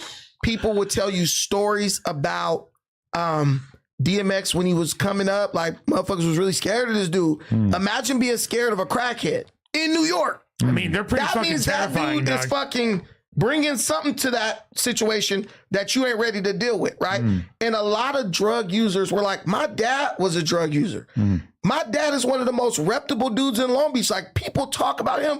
Oh, this guy, I remember he knocked like 4 dudes out. He's like a legend. That's why I seen Wack. Like, what the fuck? I seen Wack arguing on the podcast about how Monster Cody can't possibly be like a real true legend because he was a crackhead. It's like, bro, everybody from that era was a fucking crackhead. Yeah, what are you talking about? Well, Wack was just trying to go like Young and Hefe if we were keeping it a sec. Dude, my dad is an OG, like, and yeah, he used drugs. And you go to Long Beach, like, you heard of this dude? They're gonna be like, hell yeah, that dude was a heavy hitter back in the day. So it's like the drug stuff was a part of it. Everybody did some type of drugs, but that doesn't take away from who you were as a person and the respect that people have for you. No, I feel it.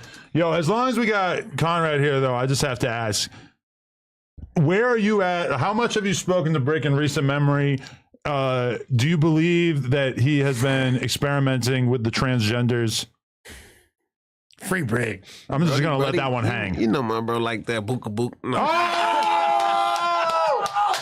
Nah, I don't think so, bro. I mean, I know so. I know he ain't doing no shit. I don't believe it either. Especially if we have to take Luce's word for it. How you feel about Luce right now? That nigga's a clown, bro. I don't fuck around. I want to see the George Jefferson. Hey, that nigga Brick. Hey, Brick, man, just stay on top, man. Straight up. You've been talking to him a decent amount? You worried that you're not going to see him on the streets for a while? To the stay on top, man. A good Shelly lays on his belly. I talked to him like a few days ago. Yep, he tapped in. Just Some quick shit like, brother, I love you and shit. It is tough to be someone who is making a ton of gay jokes on the podcast and then you get locked up and we keep making those jokes. But that shit is just not funny in there like the way it is here. But like I've gauged through my combos with Brick, like I don't tend to initiate it, but he will. You feel me? Like he'll make a book. Why don't you just do a gay snap? It was like, I don't tend to initiate it. I guess it was appropriate. I guess we were talking about bouquets. His inner Dejon came out. Did you see the snap? I saw it. Yeah, we got a little zesty on that side of the table. For sure, this is the hetero side. The engineer got up and walked out. Like, fuck this shit. Hey, it's like you said earlier about osmosis. Lush Rainbow. It came through me. Lush Rainbow. Rainbow Lush. That's your stripper name. Shit out of Brick ass. Yeah, no, of course. Of course. But yeah, I mean, the most recent development that I spoke about on the Whack Pod is that Brick told me on the phone that Luce asked him to snitch on Big U. I believe it. This came out of Brick's mouth. I wish I had a recording of it so I could prove it, but that is what he told me. And, I could believe some corny ass busting shit like that. Given how many lies Luce has been caught up in over the course of the past couple months, and really you could go back to like his whole existence. I mean, even like saying that he produced Bodak Yellow for Cardi B, etc. That's insanity. It's just like, it slowly just feels like acting like Luce is not a compulsive liar is harder and harder to justify. Well, I feel like I've given him as much reasonable doubt as I possibly can, but at this point, it just feels like pretty open and shut. Let me ask you a question. If you were in Brick's situation, let's say loosely in that situation, you don't know that, maybe you do know the details. I think you know everything. Would you snitch on Big U? No, not if I had sworn myself to the gangster code. You would take like 80 years in prison. Neighborhood code. It's hard for me to put myself in that position because I ain't done it. This nigga be singing like a goddamn. I mean, yeah. Like a canary. Look, man. I'm not going to become a gang member today. It seems like a bad deal. If they told you 75 years, unless you tell us some incriminating information on this dude, would you snitch? Honestly. Doesn't sound like too bad of a deal. Would you do it? I don't know. I have to think about it. But here's the thing I'm telling you, 99% of gang members, but also, yes, human beings would tell, bro. Yeah, like, absolutely. At a certain point, reality kicks in. Like, I don't know this nigga like that. That nigga was a parent. But Luce does know Big U like that. They spent a lot of time together. That doesn't mean you know somebody. I was really rooting for him. I was pushing for him. I was supporting him. But him getting caught up, or him getting Dirk caught up the way that he did, is really... Lush will snitch on you, by the way. I just want to put that out there. That's why everybody I'm around, I'm not trying to give them anything that they could snitch on me for. Yeah, Lush will snitch on you in the police car. Don't tell me anything. It was all Adam. Never. I tell people, don't tell me what you do. So when I say I don't know, I'll be telling you. I personally don't trust like the police, but whatever. Like, you know, it's like they're gonna be what they be. But ultimately, I was rooting for Luce. It's a shame that him just having a conversation with Dirk and telling him like, yo, you gonna get academics on the phone, this gonna be good, but he doesn't even know that Sharice Mills on the phone too, and then all of a sudden like Dirk's being interviewed by Sharice Mills by proxy. That's like Luce getting Dirk fucked over in that situation is kind of mind-blowing, that this guy who was always kind of like a C-level player in the No Jumper drama is now taking one of the biggest rappers and fucking up him getting his freedom, which I don't know if it's as simple as that, but it seems like it's mostly as simple as that. Well, I mean, his bail was it wasn't just him, because they said 12 different conversations, but the one that they made note of. Loose Cannon fucked up Dirk shit. Okay, so the reason why they rejected Dirk getting bail is because one of the main reasons that they named was, he's using the three-way call system inappropriately. And the only recorded example of that is the fact that Luce basically was on stream with academics talking to him on the phone with his girl on the phone, and he got Dirk to come over and talk on the phone, which I think he had kind of promoted in advance. He did. There's a flyer for and it. Dirk clearly didn't understand that he was on stream, because Sharice, Luce's girl, starts asking interview style questions like, Dirk, do you feel like it has made you closer to your family since you've gotten locked up? And you could kind of tell in Dirk's voice that he's like, what? Like he doesn't understand that this is on stream and it's being recorded. Yeah. And he probably wouldn't have consented to it if he had known. But we all know Luce. Luce knows that being adjacent to rich, successful people is very powerful. So he basically hoodwinked Dirk, one of the most famous rappers in America, into getting into the situation, which is fucking mind-blowing because you got to think like Dirk's guard is probably up for getting into shady situations with dudes. But hey, LA up 1. Yeah, but we can't fully blame him as LA. I don't know. In his bail hearing, they said that there's 12 incidents, I believe, of him doing that. So so that was just one. Okay. But that's the one that they made note of that they said. Pretty notable. Lush is playing to win. That's what y'all don't understand. When the ship is sinking, the rats ain't, they all run into whatever corner to get. But he still got to do 4 years in Riverside County, supposedly, for another charge. But what I'm saying is, regardless, loose, regardless of what happened in this Fed case, if he does, let's say, and even if Luce is fully cooperating based on the nature of his charges, according to what I've looked up on ChatGPT and all that, he said he'll probably still have to do a few years in the feds, even if they might give him time served. But they might. But regardless, on top of that, he has a whole other case in Riverside County you got to deal with. So listen, Luce, man. Just keep doing what you're doing, bro, because he clearly gets the picture. The rest of these dudes, I think, are operating based on what the no-jumper audience is going to think or something. Luce, for sure. Luce is operating in favor of the audience. No, but he is... No, it's Luce dictating. How much is Sharice dictating? Luce is operating in favor of himself. He's literally right now actively trying to get people to incriminate themselves so he can go back and take that to the feds and be like, look, I got some juice for you. But Luce has been incriminating himself for as long as we can remember. I mean, he's the one who released the footage of him beating the dog shit out of somebody in the alley here.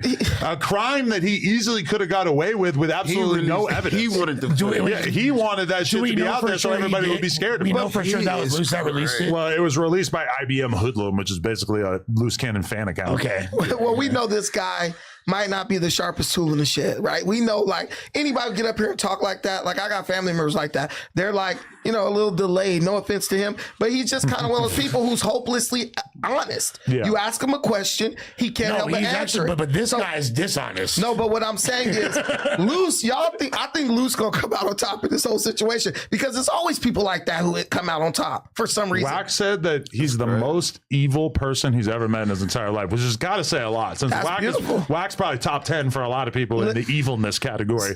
Him saying that about Luce really says a lot. So it sounds like he's in the perfect circle. Yeah. But he's not in that circle anymore. But I'd rather him be a real outwardly evil, overtly evil person than be around a bunch of people who acting like they're something and they're really something else behind closed doors. Smoking like a true Republican. For all we know, they could all be telling on each other. Oh, sorry, I thought someone was calling you. I did. I was trying to call Jin Lee, but it went straight to the... I'd love to hear Jin. Maybe we can get him to call in on the office, huh? You nigga out here?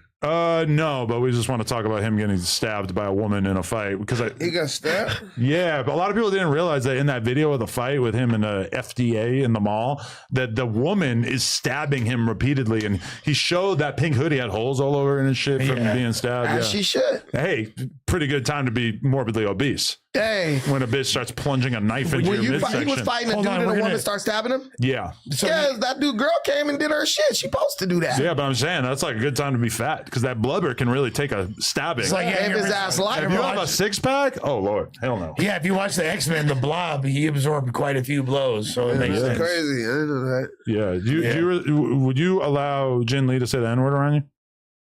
Yeah. Hell yeah. Yeah, that's the white homie. Woodpile. I fucks with Jin Lee. That's the white homie. He from Texas. He a nigga. He from the hood. So like Texas as a whole counts as the hood? So it's just a thing about that. Like when you're a white gangbanger, you're a white Crip, you considered as black. In prison, you're considered black. Nigga, so then you're on the streets, fuck it, we're saying the N-word. Yeah, he black. That's the homie. He with us. That's how we see him. We know his spirit. We don't know that shit. We're not looking at race. So this the homie. That's our real friend since elementary. The only reason he's from the hood because he's fucking one of us. Nigga grew up with us, white boy. You know what I mean? Not necessarily him. He's from Texas, but you know what I mean? But you see the extent to which your life becomes a struggle once you become a white boy who proudly says the N-word out in public because you got all kinds of people who want to fuck you up. It's probably not like this. All the motherfucking essays in the world say nigga now. Agent Sue. So what the fuck is the difference gonna be? White now? people saying it seems Shit. uniquely offensive Everybody to a say that variety shit of people. now, nigga. This is black. Shit. This is Everybody, black. look, that's the thing of how I see people saying nigga. That's not niggas. Because the thing about nigga with the word nigga with us is that we have converted it to a thing. See, human beings create language. We created language whatsoever, nigga. We make this shit up. You know what I mean? All this shit we speaking and we talking is created by us. So you feel me? The definitions and shit like that, the word nigga, we gave it a power. We gave it an empowerment. We made it a thing. That shit like being a king. You know what I mean? Like whether nigga know it or not. Like nigga, like I was just looking at my young nigga going to prom. He had his suit on and shit on Instagram, and he was in the mirror like, I'm a nigga, but I know what he talking about. You know what I mean? And I know what he on, and I know what energy he feel. You know what I'm saying? So when I see other races, like, oh, nigga, I know what you doing. I understand what's going on. Shit, nigga, I would want to do it too. I see how y'all doing it. It's niggas that really feel like they niggas doing that. Like, nigga really programming. So it's like, oh yeah, it's relate. I like it, nigga. And How do you feel about it too. How you feel about Lush here saying I that? feel seen Say it, right now. Lush. I feel seen. Lush is Say too nigga, old say to be nigga. saying it. No, let him say it. Say nigga. Nigga, he too Yeah. old. Say nigga He right too now. old to be talking like Say that. it, Lush. So if Say he it like, on your chest. oh, my nigga. Just say it. He not no young nigga. Say what's up, my nigga. No, if I felt like it, I would. Just say it, Lush. If I felt like saying it, You's a bitch. If I felt like saying it. You No, talk you's all a that bitch. shit. I am a bitch. But the thing is, look, this whole thing is, I just want to hear this dude Nah, say if it one Lush time. talk like that, I'll be like, hey, He think homie, like, we gonna go I You know, said- that I see sounds it, so say it, beautiful. say it, It's gonna be like a babbling brook. If I- It'll be if I the see most it- beautiful natural sound in the world. I said it in front of Rad before. He heard me say it. He, Oh, I don't you just say it, little Yeah. nigga. Like, he heard He me just say said it. nigga that right shit ain't now. nothing, bro. Yeah. Man, He just man, said What? it. He just You just said it. muttered it? I didn't even catch it. Man, You I said it know, just I flat know out. that our culture is fly, man. I ain't tripping. Listen, man, nigga is now, what my brother's I'm a trying part to of the say community, is, Brandon. nigga is now a term of endearment and a term of empowerment. Exactly. That is why other groups are using nigga amongst themselves when there's no black person anywhere within 500 miles. Exactly. Look, you remember the song? This is when the song really became acceptable. My nigga, my nigga. That song, No, I think Trinidad you James had people kind of had that of beat. you had all people everywhere singing that song when they were alone in their car, not around anybody. Singing that shit when they was around only their little white friends. He made it sound cool. You can't listen, once you offer something up to society and say, we want you to participate in this, you no longer can gatekeep it. It's like hip hop music. Black people will tell you, you can't speak on hip hop. That's our culture. No. Once you made that available for purchase, that became everybody's. That's like when some artists used to try to like sue people for like smashing their records and stuff like that. They said, no, once that person bought Smashing their pip cup. that record, that became their property. And so now it's up for everybody to use as they see fit because we gave it up in the name of making money, in the name of capitalism. For sure. I want to, I got to read these donations because we are coming up on the 3-hour mark, which it really just feels like we just are getting started. But shout out Great potting. Shout out Jay Hollins and Greg Amos for becoming members. Alcoholic Gamer said Jack Daniels and lemonade enjoyed drinks on me. Adam, do you believe Amaranth is crying wolf again? I'd like to see y'all discuss what happened on Sunday on Kick. I absolutely am not falling for this Amaranth shit. I am my detection abilities when it comes to OnlyFans promo are pretty high. I don't buy this shit. That to me, if you want to see a couple argue on Kick, go visit Yuri and Riley.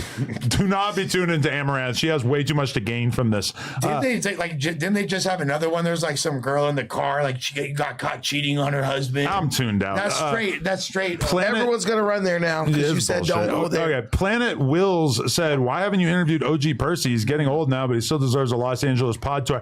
Listen, I would be happy to have OG Percy on here. The problem is that a lot of these out-of-town podcasters and commentators basically need money in order to get out here. Not saying they're broke or anything, but in my previous conversations with various people like, OG Percy or white folks, etc., it's like a hotel room and a flight is like, for a lot of these people, basically the best I can do. And a lot of them feel like they need to be profiting from this sort of thing. All so right, it's just not happening. Yeah, All right, Vlad. ever since Aaron the Plumber, unfortunately. All right, I don't see Vlad that. Light. I'm not going to engage with that, you piece of shit.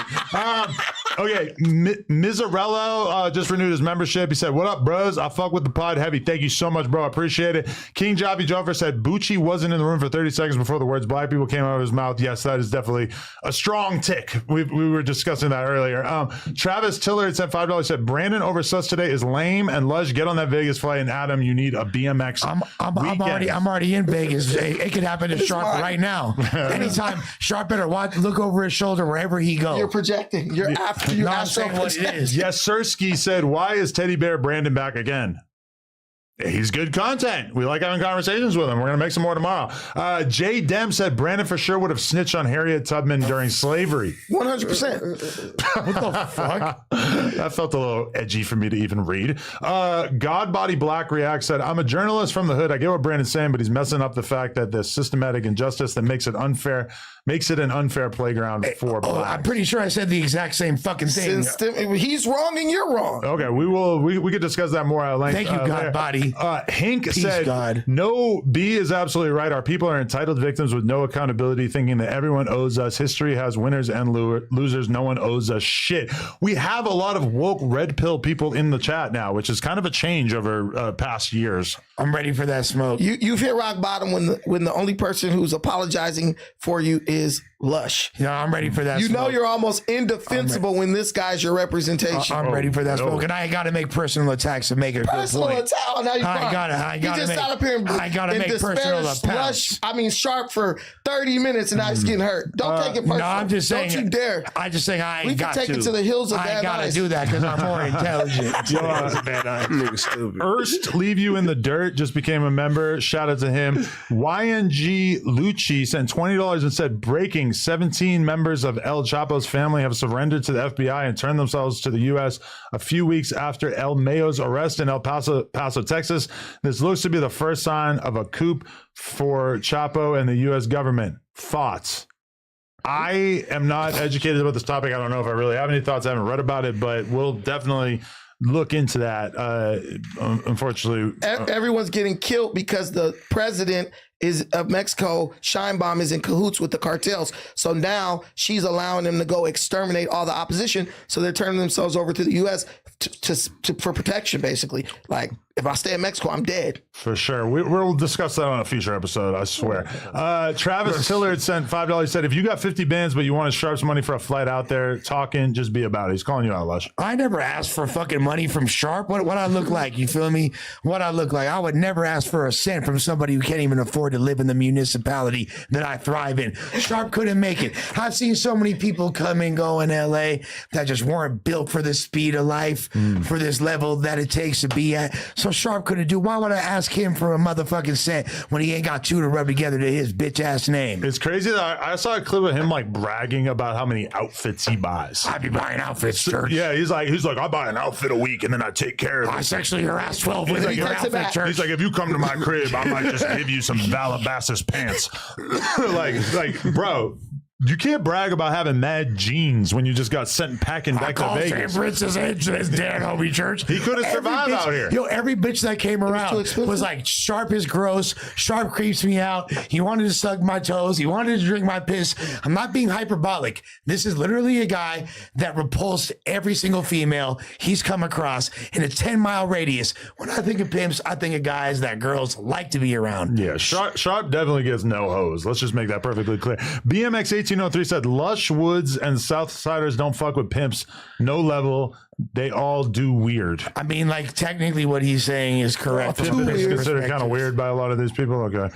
Compa donated $5. Said, let's go to Vegas. Start the bender with P-Man. For show. I think Lush will take you up on that. John said, why the fuck is Lush calling anyone a white boy? He has Jewish dad and 2 rich parents. Lush, you were never from a gang. You tagged walls. Bitch, LOL. and guess what? I'll tag your walls. I'll tag your bitch walls when I hit it from the back. 2 hands. Don't worry about me. You feel me? I can hold my bitch ass with 2 hands. I know someone that can. You feel me? The critical black male said, as Brandon, why white males make up over 70% of child P-word crimes, despite only being 30% of the population, much worse than anything a black person has done. The floor is yours, Brandon. Every black. The floor is yours, Brandon. 99% of black families got the creepy pedo uncle that no one ever 99%. talks about. Hey, listen, that nobody ever talks about. We ain't doing that. You know, We you ain't just doing that, asked me- nephew. You just asked me to say something. Let me get it out. I'm doing my white impersonation. It's for the record. not, it's not reported, right? But in most black families, there is a perverted uncle who be touching on the kids, and the women of the family usually protect that person. So if you try to go against that person, call the cops, they'll come down on you. Damn near 90%, I can't say everyone, but 90% of black families has this person. So yeah, we do have it. We do it.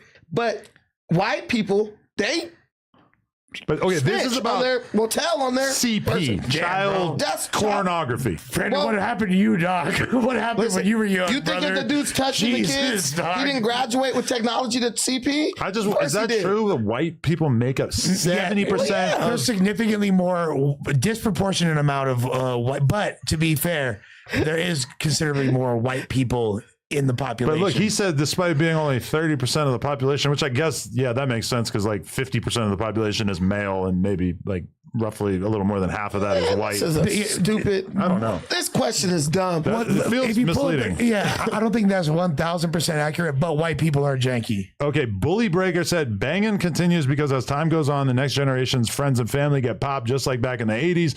White people aren't victimized like us. They used to it. That's why we don't just off white people. He was going to shoot a random white person like Brandon Appreciate you says. not killing me. Yeah, thank you. Brandon's like literally wants to just shoot a random white person. I can't afford life. Sent $20. Said Brandon, the Reddit hate is insane. You are well informed. It is unfortunate that you and Suspect parted ways on a negative note. Both of you represent the black community well in discussions about race. I agree with that. I think you guys need to come together and form like a tag team. Okay. Okay.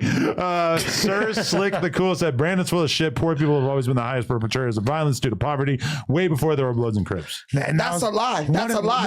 All wars were financed by the wealthy. All wars were financed by the wealthy. We're not talking about, but you're talking about That's the war. a perpetuation. What about urban war?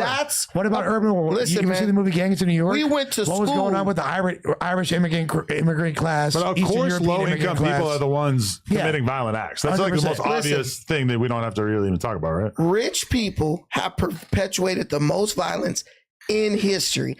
Every revolution was sponsored by the rich. Every war was sponsored by the rich. Colonization was sponsored by the rich.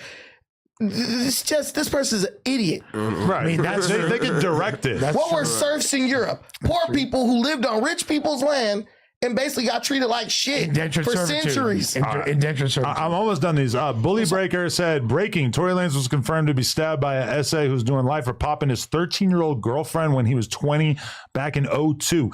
I haven't seen anything really confirmed about who stabbed Tory Lanez, but yeah, obviously prayers up to him, I guess. Yeah, and if that's true, whoever did that is no bueno. And then Keyway J said, what's cracking, No Jumper? Talk some rap shit, cuz. Shout out Rad, free Brig, free the hood. With like 60 instead of the zeros, which is nice. Nice touch, Keyway J. Sir Slick the Cool also said, if you fact check Brandon's bullshit, you realize he isn't really saying anything. It sounds good to people who don't know better. Adam, will you let T-Rail back / we need Germ on Plug Talk? The second part is off the table. That's the love of Lush's life. That being said, would you let T-Rail back? You know, I feel like I seen he dropped a clip today where he's basically like fantasizing about what it would be like. Like he seems actually kind of legitimately like angry that he left. Can I point out? Zero, come on, brother. Can I point out a note of hypocrisy in this whole thing? Sure. There was a $1.99 super chat that said Brandon is great. You passed that bitch up like you didn't even see it. Didn't Normally- the $1.99 chat that Normally we only read chats that are $5 or more, but I saw that one and I just wanted to kind of. So when it was positivity directed at me, you didn't want to read it. But when I it's skipped a lot of negativity, $2 donations. but when it's negativity directed at T, it gives you a chance to take a shot at T-Rail. You read it. No, I wanted to use it as an opportunity to virtue signal and tell the world that I'm not going to bang Lush's girlfriend. Thanks, bro. Not partially because I'm sure she doesn't want to. Partially because I just wouldn't do that. to her. I wouldn't be super psyched on that. Yeah, she'd probably be a little weirded out by that. But she wanted me to say that she has lost 20 pounds since her No Jumper mic drop. So, and she looks amazing. You can see her on my stream looking great. Shout out to Scante. But she would know I'll be the judge of that. What's the picture? She been sober since January 1st. You can't be like, you can't be raising up your own girl. Like, you gotta let someone, like when I brought my wife, I didn't say shit about her looks. I let everyone be the judge. I said she was attractive. She looked good, but I mean, her being sober, how difficult is it for her to deal with the current buzzball Lush era that we're in? She hates it. Yeah, I figured. Yeah, she's like, buzzballs is fucking nasty. Can me and her team up to get you to stop getting so fucked up? Yeah, he pulls out another buzzball at that exact moment. But bro, you should have. You feel me? Bro, I don't want to bother you. You feel me? I know about nighttime, the motherfuckers, you be stumped. You should be worried about just consuming that much food coloring. The mere fact that Adam just said team up with your girlfriend, you should have flipped the motherfucking table over. You just let that go right back. I think me and her both want you to not be fucked up all the time. But you do seem all right now. Yeah, like I mean, Adam, I'm not gonna lie. This me.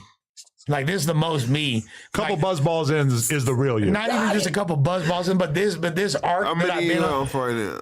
One. That's your first one? No, that's number two for sure. Yeah. But I didn't even need to ask for the apples in the chat. They already came. It's just apples in the chat, cocaine bots in the chat for the hardest member. You know, it's just so funny to be like a hardcore alcoholic and to be doing it with buzzballs.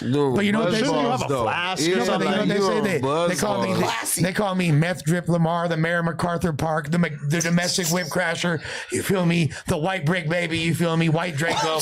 You feel me? Yeah. He has a song called. I have an amazing song called White Brick Baby. I heard it. That should go crazy or what? I'm still stuck. I heard the part I said, Harper, you got to keep a thumper. I know a dead bitch named Abigail, and I promise I'm a. You feel me? Yeah. I crack an egg on that dead bitch. I'm Brian Pumper. You feel me? Like, yeah.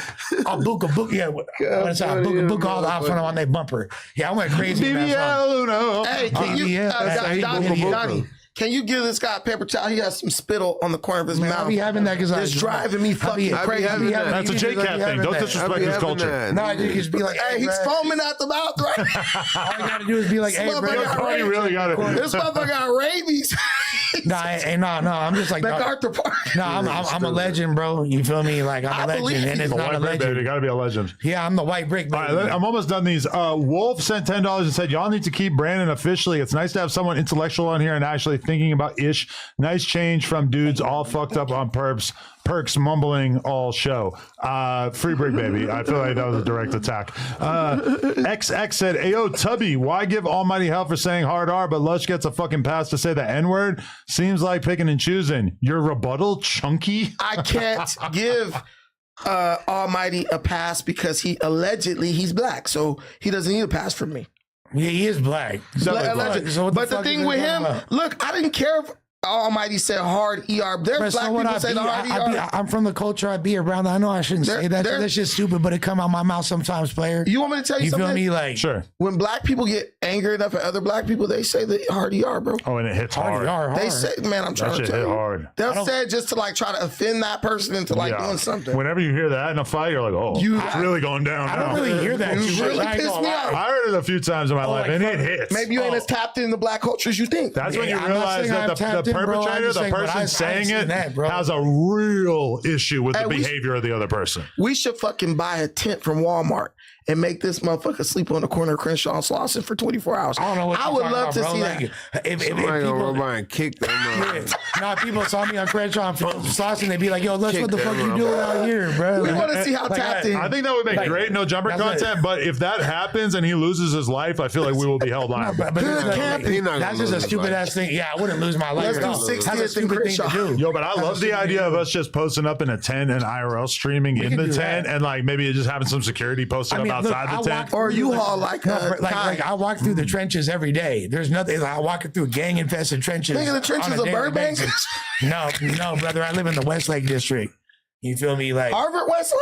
No, brother. You don't know what the Westlake district is. School. It's the most gang infested part of Los Angeles. Football team.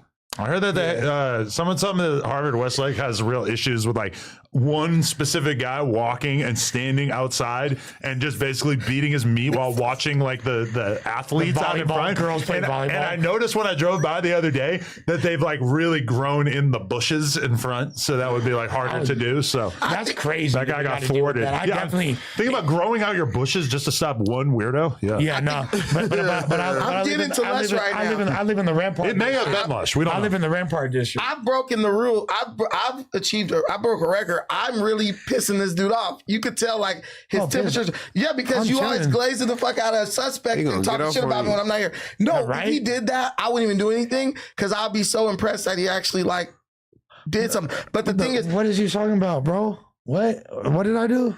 Look, this guy doesn't even know where he's at right now. No, I do, but like, what are you referring to? Like, no, I'm just saying it's funny to see you kind of get a little bit irritated. Yeah, we got new options because you're such a nice. New options. Yes, you are. He's like, he's taking personal attacks at me. I fucks with you, bro. I ain't even irritated. New I'm options. like, yeah, no, I ain't even tripping on bro. Like, he's collecting ops like the Infinity Stone. Yeah. No, Brodusky, you good. You feel me? In a real way. Okay, Shout out to Aaron the plumber, my hero. Christoph Adam said, I hope you have someone reading the chat, Adam. We don't want to hear this radical/political BS from Brandon. His facts aren't even true. Oh, that's a generalization. But they can literally do a super chat debunking what I'm saying. Thugger 5 said, the hate on Brandon shows where y'all mind is at. You don't have to be smart to want to do better. Y'all are comfortable where you're at. Why save them? And then XX said, Ayo Lush, we know you NGA in front of blacks, but you say BNR in front of your Hispanic homies as well. If not, then why not? Why only disrespect black? What is BNR? Okay. That's a disrespectful, derogatory term.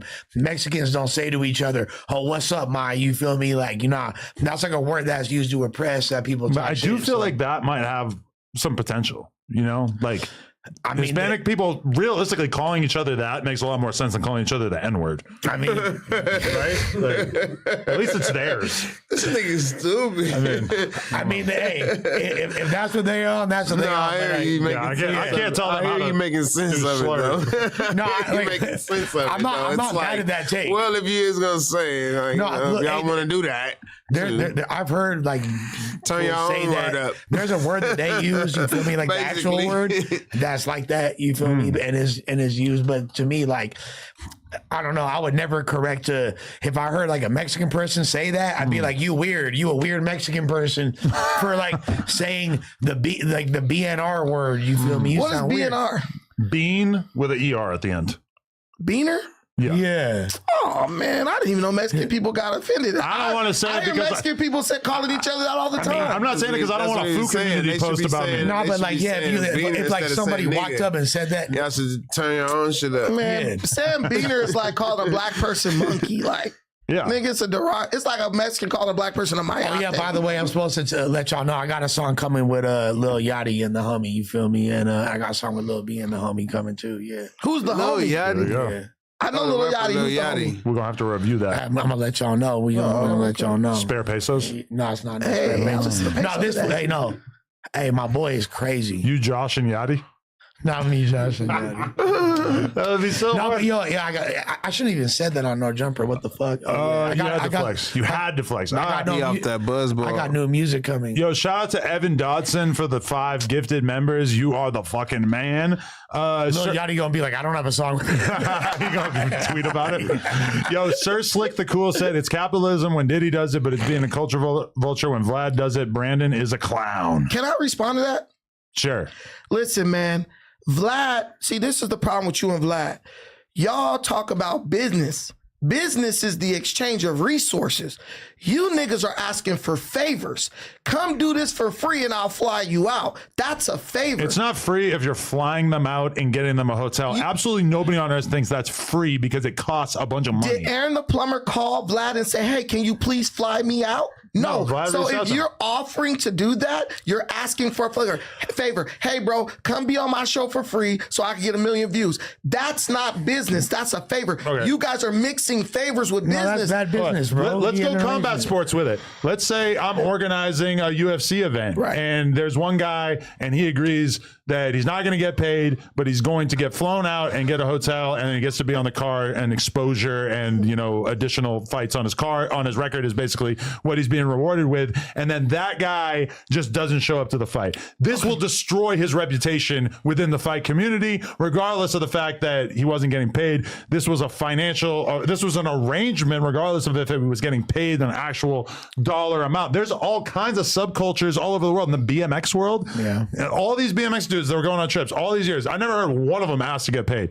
but they got free room and board and they got flown out. They're happy as pigs and shit to be able to have that opportunity. Battle if one of them just didn't show up, you know how exercise they would have been from the community? Well, like, Why are you, whoa. This like was that- directed at me. Battle rap, probably very similar. No. Hip hop, one Hey, world in which similar. people expect to get paid for their services, which fine. But if you agree to something and then don't show up, you No, fucked just up. look at me. Look at me. Stop looking at your professional glazer right here. Just because I'm going to But tell you. he's gonna say the Now most try to do obvious this shit that I'm saying. Now This Yeah. is try like to, common now try sense, to do bro. the stuff that you just said with somebody like John Jones.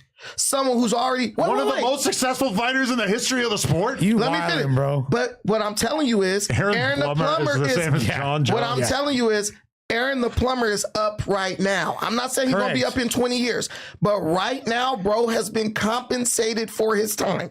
And people will pay to bring him to somewhere for views. That's the difference. The way you are, the premise that you're trying to operate on is faulty because we're not acknowledging the fact that Aaron the Plumber has already established himself as a draw. Then why Which did he agree to do an interview in exchange for a flight and hotel? Because he literally was like, this dude trying to play me, I'm gonna play his ass. I don't want to keep having this conversation because it is literally 'Cause it's pissing you off? impossible that you believe the bullshit that is coming out of your mouth. Brandon, but Literally, I'm telling you. there's 5,000 people watching right now. Not one of them is retarded it's enough not to only fall that, for what it's you're like- So saying. you saying that Aaron was about to get a so flight? outside the realm of was what trying to get a anybody free could flight? possibly believe. It's also a stark contradiction no, to what he's You been saying that saying. Aaron this whole was trying to time. get a free flight out of It's him? so beyond the pale.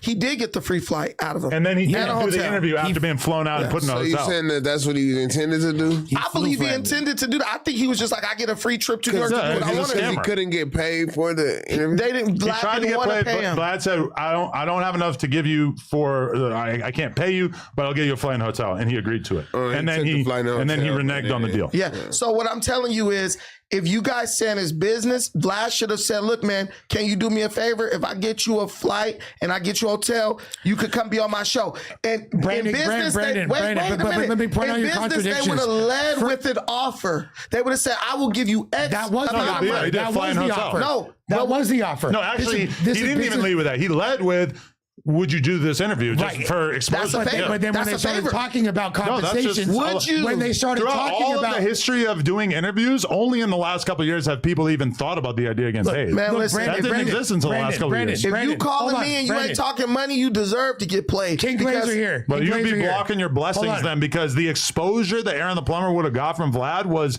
immeasurable in terms of value. Right. And King Glazer here. You said that first you were talking about how record labels need to be held accountable for the way that they're finessing artists, right? I never said that. And yes, you did. I said they're And not hold on, finessing these niggas. These niggas are Then willingly you said- signing those contracts. Then you said that you were applauding Master P for being an independent icon and making his own way, right? Yeah. And then you applauded Puff Daddy for being a predatory part of the same exact system. You were just saying I don't know if I that- applauded him. I mean, you did. We could look back. Like, Vlad is Master P. now, what I'm saying is you contradicted. Master P paid his artists. You contradicted Vlad yourself pays a lot of his artists, too. 5 different Including times in the course of this conversation, as recently as right now. So now you're saying that black people shouldn't be held to the same level of standard of accountability when it comes to doing business. He with is others. being held because No, he's not. He did bad business, Lush, bro. Yeah. Lush. He did bad He will business. be- bro, What objectively. you're saying is so, No, like, we're no. wasting airtime by even trying to make this argument. Wait a minute. No, what I'm saying is I'm not praising Aaron the Plumber. What I'm saying is by the rule of the law of capitalism, he will be held accountable for his actions. What I'm saying is let that be what it is because other people won't want to pay for Right, anything. but we can make content out of calling does him that out mean? for being What a is- piece of let shit. that be- and I what can is- make- what does Also that a mean? snitch. We don't really have time to I get can into make that. content off of. can we? It's supposed to be business, but when in business, if somebody don't do something they agree to, you don't go. What business, Target, whatever, goes and tries to dig up paperwork on somebody just because they reneged or didn't follow through with an agreement. Welcome to the internet. That's exactly what we do here, That's yeah. what I'm trying to tell you. Yeah, that's This is exactly what we do. and I'm calling it what what it is. It's some petty favor shit. Let's stop masking it under the guise of business. No, it's just a bunch of petty gossiping motherfuckers being petty. This is by far your worst argument ever. Okay. Continuing on. You look at smarter Flacco. W. Brandon, the people are with me. Neem is retarded. Neem, get the hell out of here. Reap Cash said, Lefty Gunplay is the DMX of LA. I completely agree with this statement. And then continuing on, Paris Vicodi said, why aren't y'all speaking about Oscar De La Hoya getting interviewed by the feds for being a victim from a past crime this week? I don't know anything about that. Sounds like a Whack 100 thing. We could get more into that in the near future. Gang? Wait, god damn it. Victim gang? Fuck. I lost it. This is good. All right, here we go. Reap Cash. Lush, was that your girl rapping on No Jumper? Yes. Big dude in the black tee. You don't have no light-skinned people in your family. Sus black, bro. My sister's light-skinned. I have two sisters are light-skinned. Okay. Reap Cash, the homie, you feel me? The maker of R.I.P. Pat, one of the most streamed songs in the history of No Jumper music. And one of the horniest guys ever. Yes, that is my girl. For sure. All right. XX said, Brandon loses credibility with cackling like Steven from Django at a white man saying the N-word in front of him, but want to fake press Dodson, SMH. Well, white dude said the N-word in front of me. Him. He didn't say it. Well, you said that he did. I was just messing around, but Mo Info said, interview that wild man, Fleece Johnson. Anybody who has a connection to him, let me know. I will interview him. I don't care if he was a rapist behind bars and if he tore up many men's pussies. I will still interview him. I don't care. Jeff Hunt Taker of holes. renewed his membership and said, interesting panel tonight. Much love, Reno, Nevada. Shout out Jeff Hunt. And then Sandwich Chef said, you guys should have sword fights with sticks like these two bums I saw battle at a gas station on YouTube a few weeks ago. That is a cool idea. That might be the best comment we've seen. And then Neen Keys said, Lush, Frisco/Oakland hood tour when and can't just ignore redlining and its effects. Remember, the vast majority of wealth is inherited. Be cool, though. Okay. And then last two, Skin Christ said, B Pumper update, and you gonna get him on a track? Listen. Watch the beginning of this podcast, like the first 10 minutes. I explained the Brian Bumper situation. And then Sticks and Stones LA said, shout out Brandon, suspect is a buster. Okay. he didn't want to read that. But he spelled it weird. He wrote superked. I assume he means suspect, but it was a typo. Stop trying to say suspect by calling it to a typo. Superked? Okay.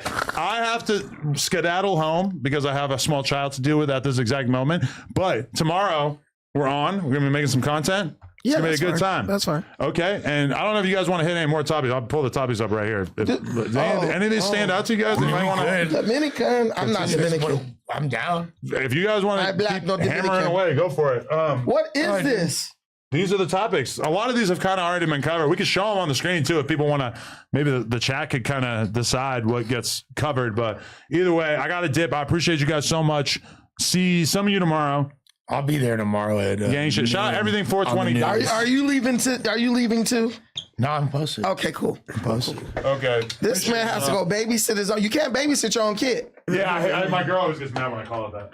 Look, I feel like she should be.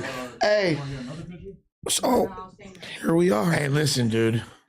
Boom, boom, boom. Listen, do what? Don't wait till Adam leaves then start trying to say some random stuff. He left that gas. Oh, yeah, we got weed. Here's the thing. This is some bullshit. Conrad, can I just say that it's very refreshing. It reminds me of having Brick around, having you here. You feel me? It's like bro, I miss the homie. Minus the buka. You know, minus the buka. You're like a less gay Brick. You feel minus me? the books. Minus the books. Speaking of books, I got something on Brick's books. I mean, I be putting money on the homies' books. A lot of people don't be putting money on them. You feel me? We got to put money. Some money. Yeah, all right. Hey, I'm just going. All right. No, he's going to be all right for sure. Okay, so do you think that Brick should put all of his music out like now, or should he like spread it out over time?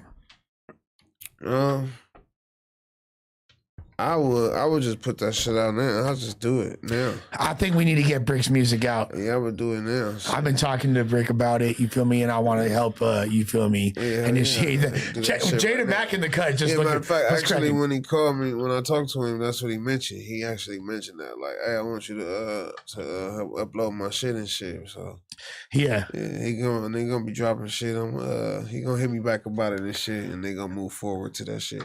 Yeah, he was talking about like artwork and all that. You Yeah, feel hell me? yeah, You know? yeah. Because he got a gang of shit. That nigga was working.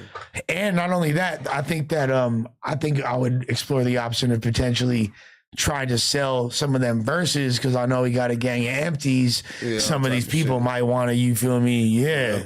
Yeah, probably so. Hell yeah. I'm just saying, like, we got to take, like, look, Brick, like, I feel like you have a big mischaracterization and misperception of Brick. I feel like you think that Brick is this ignorant guy. I don't have any perception of this nigga. I don't know him. He doesn't know me. I don't have really no opinion on him. You would he like seems him. like I did one show with him. I think that you guys would get along. I mean, we might get along. It's just I'm not like enamored by the niggas like Lord like you are. You're like Brick Why is the so- fuck it gotta be like that? I'm talking about the homie, and you gotta like I'm trying to like keep the truth alive for the homie that's going through some shit, and then you turn it around. Did you and hear you're me like, say anything? I sat right here He said I'm quietly, enamored. nigga. He tried to say like he tried to say that enamored. it's You gay, the that white I'm trying guy to like who's- show love to the homie. No, it's not even. You the white guy who's excited to have black friends, and there's nothing wrong with that. Nah, bro. Hey, Why do you feel attacked? I mean, bro, you just literally said some crazy shit. No, I didn't. You did, but bro, I don't give a fuck about having black homies. I just been had that shit. Bro, You feel me? Bro, throwing homies under the bus.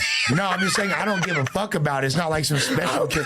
It's not some special thing that's like an honor to me. Like I just grew up fucking with black and brown people. That's why I be around, gang.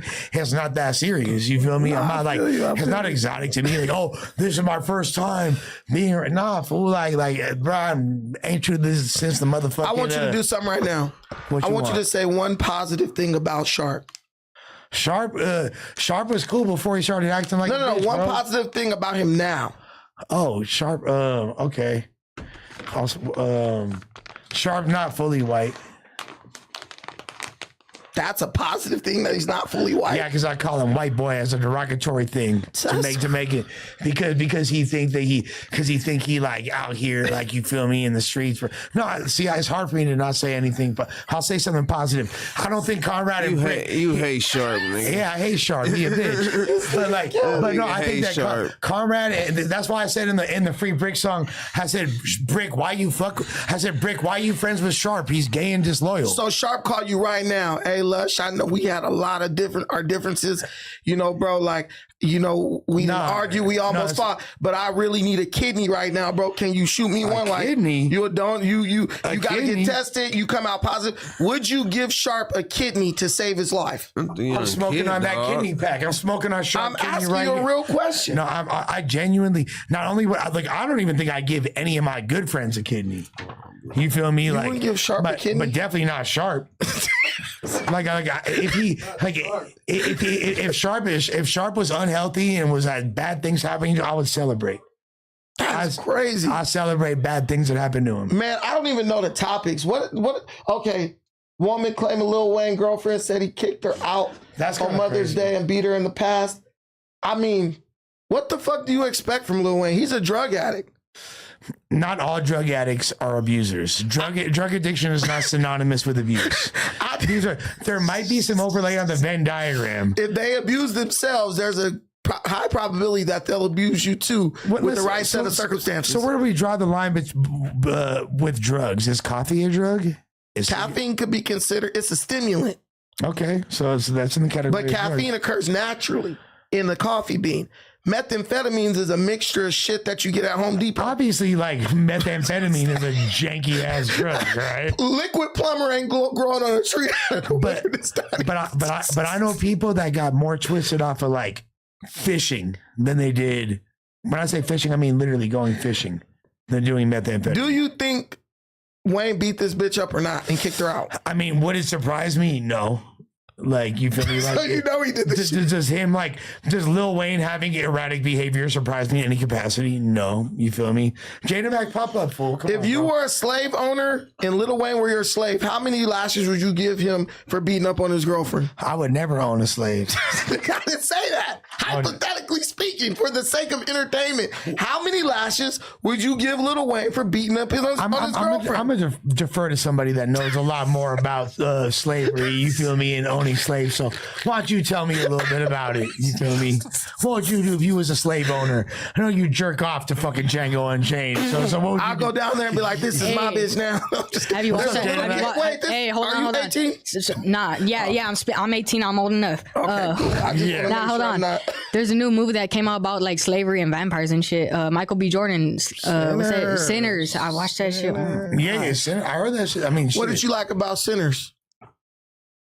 I wasn't even really into it. Like I was just on my phone chilling. I just wanted to go to movies just to chill. There was nothing about that surprised you? Did you like the violence? And all the bitches in there were like, "Oh my god, Michael B. Jordan!" Like every time he popped up on screen, the bitches was wet. Hey, you know one thing about Sinners that surprised me? The white people music was real entertaining. I low-key was like thinking about that shit when I left. Like I looked it up on Spotify. I started listening to it. Was like eerily addicting. I was just like, I never thought I could get into like Celtic music, Irish music this way. This man is smoking. Hey, but Lush, you wouldn't give you wouldn't give that fool a kidney? No, fuck no. Man, the Bible says feed your enemies. Yeah. I'm not 100% holy. You guys wrote the damn Bible. But I'll say Man. something good about him. Like Sharp could be cool sometimes when he's not acting like a bitch. Imagine that diss after you gave him a kidney, be like, I gave you a kidney. So, you know, that diss would be going hard. First of all, my kidneys barely work. This kid got some wisdom. He's more mature than me. This guy said you will forever own this man. Here. You could punch yourself in the back and Jada, he'll feel the pain. Yo, I'm about to slide. Oh, you go? Oh, you out? Get up out of here. I'm gonna get up with y'all. You know what I'm saying? Hey, nice to meet you. I'll see you again. Catch you later, my boy. All right, for sure, bro. Hey, studio session. Let's get it. I got you. Okay. Car back from that. Powder bag, rag, eggs, Jada Mac coming So soon. where are you? I don't know him. So where are you from? Like From, what area? Orange County, Orange County. What city? La Habra. Hey, I've been to La Habra. Okay. Where? There was a jiu-jitsu gym out there that I trained at. And then also I went to Bruxy's Man, for the all the first kids time. be going to that jujitsu shit for 1 week. Be like, I know how to fight, get their ass whooped. That's what happens. In class, they be like, oh, I know how to fight, whoop their ass. You whooped their ass in school. Yeah. Hey, look, sometimes some people just got the sauce, man. Our fools be like, hey, I know karate, you just fucking get, You just start crying and shit. just crash out on them. So what is it like growing up in La Habra, man? Like, I mean, because I'm from Long Beach, Yeah. like LA, we don't even think about La Habra. So I'm trying to get to like We the same area code though, 562. Really? Yeah, everyone think when I say I'm from the 562, everyone thinks it's Long Beach, but it's La Habra. You learn something new every day. I had no clue. But is it like, would you say like the street element in La Habra is something that comes from like people just having a lack of things to do? Because I think of La Habra as kind of a like desolate place, like where there's not a lot to get into. I ain't gonna say like it's ghetto, but you know, some spots get bad, you know? Yeah, it could get chippy out there. Yeah. Okay. So what do you do? Like what's your name? Man, hey, hold on. Show him the new verse, bro.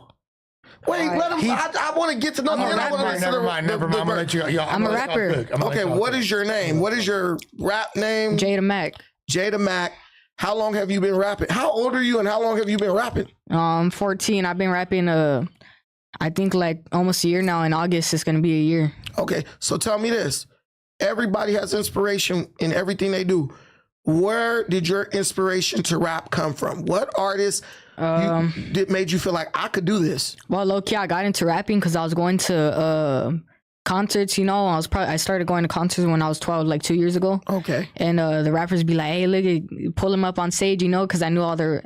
So I got on stage with Rowdy Rex and Drex a Joint. Okay. I got pulled up on stage, and then after that, I went to a Lefty show, and he pulled me up on stage, and they did a clip like where he's telling me like, oh, stay in school, you know, be good. That clip got like 2 million views on TikTok. So after that, like they tagged me, so I got like probably like 1,000 followers on Instagram. Okay. So, like I was just said, fuck it, I'm gonna start rapping, you know. So yeah, okay.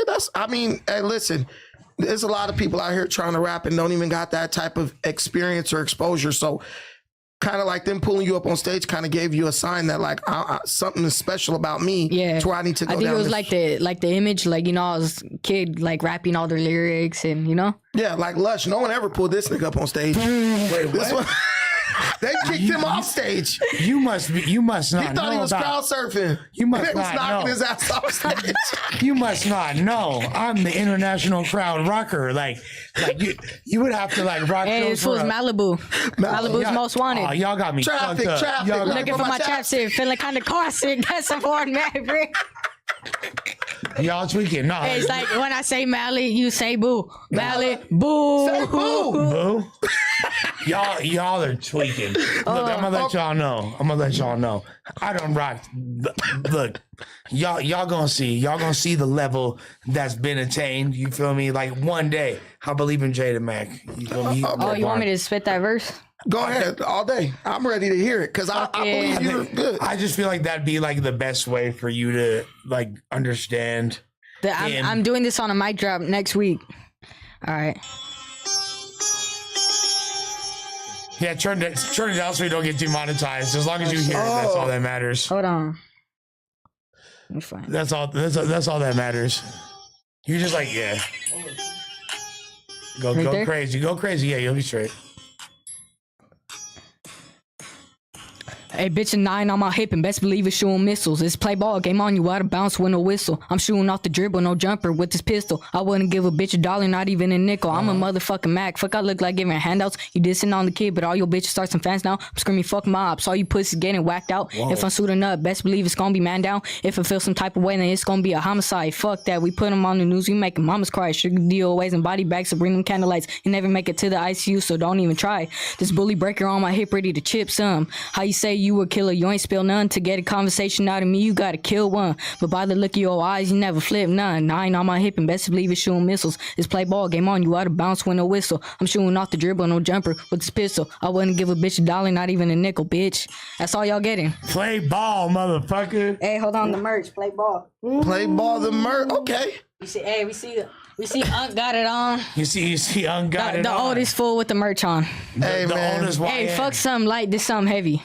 Listen, you sounding a lot better than a lot of these dudes I've been listening to. You was crazy. on beat. Your cadence was good. I mean, your choice of lyrics was good. It all went together. I did not immediately say this guy needs to find another hobby.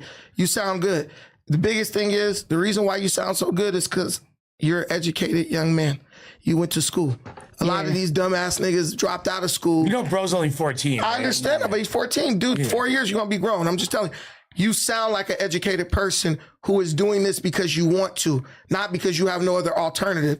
That's what's going to make you successful. Because as long as you made that choice, some of these dudes can't even read. They on drugs. They rapping because they're unemployable. You just understand that when you do what you do, and understand that everybody at the top, they're educated, no matter what they rapping about. And I think you showed a lot of promise, and I like those bars. I don't know who the mob is, so I can just enjoy it's for it. sure. I can be at peace Dissing with it because I don't know the who the hell that is. But hey, it's all good. But yeah, definitely dissing the ops. just keep working on your craft, man, and always just try to get better every day. And I think you're gonna really make some moves. You're gonna make some noise for sure. But I think bro raw. I ain't gonna lie. I think he's good. That's And I'm gonna be honest about it. If it was whack, you would have said something very quickly. I'm pretty sure. Dude, yes. That's one thing I don't tolerate is bad rappers. But like honestly, I feel like Brandon and I need like at least like an episode where it's just us going. This back and is forth. that episode. Keep talking. Hey, hold on. Because Free 4 extras. yeah, please Free the boy. Please, Free please, for extras. Free Brick Baby. please. If they're innocent. Free the boy. they're Nah, innocent. they innocent. How we know? I think 4 extras getting out. Man, even if he did do it, which he didn't. Hell no. The niggas Even if he did did keep do their it, ass in if he jail. didn't. Hell no. Nah, even if he did do We it, don't need, listen. which he didn't, I'd still say free him. You gotta, this is a nation of laws, man. Because if you breaking the law, man, listen, if you break the law, take your time like a man. I'm not saying nobody is guilty. Well, obviously they know what they signed up for. Exactly. Because everybody just needs to see the reality of But that everyone makes mistakes. shit. That is true. That is true. You know what I'm saying? They know what they signed up for, but everyone makes mistakes. Okay, so you're from Long Beach. Yeah. You seen the thing about what's the dude's name? Lil Infant. What's his name, Donnie? Oh, I thought that dude was Baby Infant Chief. Baby Infant Chief. Yeah. All right, you feel me? That's like that's pretty close to home. What do you? And that's like close home for both What of y'all because that's like I mean, what I think is, you know, that fool is grown. I don't think anyone should be whipping on a kid like that. But at the same time, in those videos, that kid know what he signed up for, who he was hanging with. But obviously, it's not cool to whip on a kid. I mean, maybe scare him, but they was knocking around him the out. same age, wasn't they? But Nah, hell no. That fool was like 20. yeah, Hey. janky. I ain't gonna lie, in the fade, if I had to go fight 2 people in the alley right now, I'd pick this nigga over you, Lush. For sure. Oh God, I'd be like, hey, come on, bro, we just gonna get it. Oh no, he's way harder than I'm gonna take all the hard punches, the man punches, and I want you to come from the side and just floor somebody. I feel like though the thing is like that kind of makes the situation a little different is just fools that are y'all's age that are chipping motherfuckers for real. Oh, Like that dude's like prime age of people that are actually murdering. I got cousins, people, you know, from the city got locked up when they were my age doing 10 years juvenile life. Yeah. That's what I'm saying. So it's it's understandable that those fools would be. You didn't see the 14-year-olds having a shootout with the cops yesterday? Where at? I'll find it. Let me find it. They didn't shoot though. Bro, they were. It was a standoff. Well, Like- they were shooting though. They were shooting at the cops? The 2 kids. You seen it? I saw them behind the shed. Hey, the thing with that, my opinion on that situation has evolved. Because at first I was like, man, those dudes are totally wrong. That's a kid. Then I thought about it. That dude's old enough to carry a gun. He can shoot somebody in the right situation. Who knows? He's so little. I know he ain't catching no fades. So he probably a little shooter. So I think if this guy has been given a choice. Well, maybe that was a wake up call. Maybe he was like, stay away from that. Yeah, the way he was screaming. Or that would have made him go harder. That's the risk. I would've been that's like- the thing though. It's like literally bro's your same age, right? He's 14. Nah, that He's fool's younger. not 14. He's That like fool's like 12. 10. Is he that young? That fool's like 10. thought Have you he's seen the like video of him saying I'm baby infant chief? Yeah, that fool's so little. That fool's Yeah, small. he's posted up. They sound like 11 or 12. Yeah. Yeah, he's younger than you, which is crazy. And I don't know. Like, I think though, I'm not gonna say that he deserved to get his ass beat in any capacity, but once you jump off the porch and you got a flag in your hand, it's like you said, you're playing ball, you playing ball. I'm just looking at it like if I was like his older brother, I'd be like, he knew what he signed up for, but obviously, like, you know, I wouldn't want that for him to get beat up. Yeah, no, it's scandalous what happened to him. I mean, I'm from Long Beach. Where he's at is where the real motherfuckers from Insane be at. So he's right there. All them dudes you see, them is YG, them is OG dudes who are really been in there. I went to high school with like 4 of them dudes. So they've been in the paint forever. Hey, but the way he was screaming, I'ma just tell bro, like, bro, just choose another career path. Yeah. Because they knocked him out a couple times. Because we was 14 fighting grown ass men. Yeah. So like a dude from Longo, man, when I was in high school, a dude from West Side Longo jumped the fence at my high school and would start getting down with dudes who went to the school. Yeah, I remember coming to high schools was crazy. That Listen, took like a different level. We didn't say, oh, he's an adult. We hopped on his ass. Shit, you jumping your ass over the gate talking about Mayates and all that. So the whole thing is like, you know what you signed up for. Just find that video, download it, keep it in your phone as your screensaver, and just every time you think you hard, just look at that and be like, you know what? I'm not that guy. I think that's his villain origin story, if I'm being fully honest. Like, he's about to be a straight fucking demon. Nah, he's gonna become a correctional officer. Get revenge. I feel like that fool's gonna be like, Ooh, baby infant. hell yeah. That fool's gonna be chunking the hood super tough after this and like gonna be activated. I just look at it like, fuck. Either that's a wake up call or that's a wake up call to go harder. That's what I'm saying. Hey, listen, bro. Like, that's a wake up call to join the LA County Sheriff's Department so you could whoop these dudes' ass and get paid for it. Like, no, that would be the perfect story arc for this dude. Hey, man, I was that in the could game. happen too. And you can change people's lives. Like, bro, I was out there trying to do that shit too until I realized how vicious these dudes are. Now I want to fight crime. Baby Infant Chief. Or you might be like the most corrupt cop. Shout out ever. Baby Infant Chief. Hey, shout out to That him. could make Become you a like a correctional And super shout out my boy, Lil Brazy. Flaw. Yeah, That's the sound of the chop. You feel me? Man. Oh, shout out the boy. He need to follow me back. Yeah, please. We need to get Lil on one Brazy, song. You slipping, bro. Matter of fact, Lil Brazy was supposed to come to do his No Jumper interview with Adam and Munchie the other day, but apparently wasn't able to. Yeah. So when he does, I would like to, you feel me, see the youth connect. I want to see it on some positive shit, and y'all are going to be rapping about, you feel me, bettering the community and putting down the pistol. We pushing Nah, peace. fuck that. We ain't pushing peace. No Not peace me, pushing. not me. That ain't me. No PP. No That peace ain't- pushing. We not pushing peace. Listen, man, in a way, you are pushing peace in a way because you're choosing to be a rapper. And if you really dedicate yourself to that, that's less time spent on the street doing things that you ain't got no business doing. Yeah, for me, but my rap getting motherfuckers turned. I want to Exactly. slide to my shit. Oh, you want them to slide to your shit? Damn.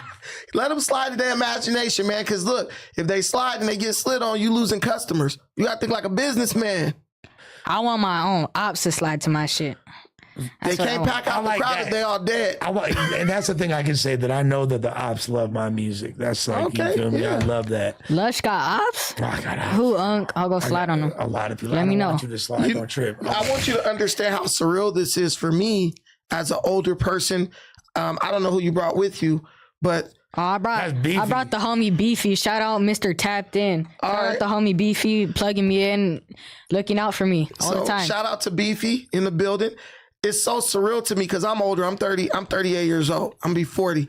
When I was younger, You look young. a Hispanic gang member was something just so much different from what I'm not saying you're in a gang or anything, but a Hispanic gang member was something so much different from what I see now. Yeah. Because I came up in the era of like Ben Davis, big ass baggy pants, Órale, vato. shirt buttoned all the way up to the top with the Cortezes. Well, So that's it's- the image we got. We're trying to change that shit because everyone says Chicano rap. Nah, I don't label myself as that. Mexican rapper, yeah, but that's just boxing yourself in, you know. right. And most of those people, like, they got it from movies, Colors, and all that, Yeah. fucking buttoned up, orale, and Shirt open. that ain't us.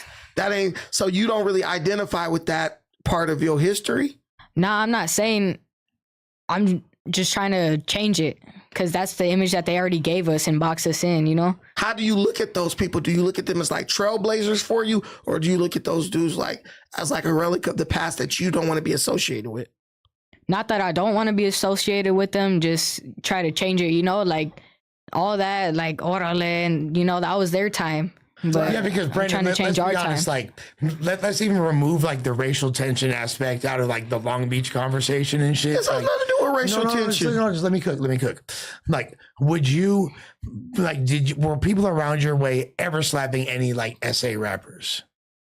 Like, Only those were the old stuff like Lighter Shade of Brown. Everybody loved Baby Bash, that Sugar How You Get So Fly Yeah, song. that, but no one was. But for Not the most no part, real that's what hardcore I'm saying. gangster Yeah, shit. no one was bumping Fools like. wasn't really jamming that shit, and like this is like the first time in history I would say, like, since maybe 2021 and on, that like the black community's been embracing Mexican in particular artists, like Chicano rappers, not like in the Chicano rap genre like Mr. Capone or fucking Mr. Shadow or Lil Rob and shit like that. I'm talking about just literal Chicanos of rap, because we know Puerto Ricans, Dominicans, etc. have been like nice on the mic and been accepted in hip hop for many moons now. But I contribute that Hey, to for everyone talking shit, the SS claim Lush. Yeah, it's all good. He runs with the Mexicans. He ain't white. Yeah. You know what So I'm talking I think that was more contributed to like a language barrier type situation. just cultural differences. No, not even cultural, because we like tacos and burritos and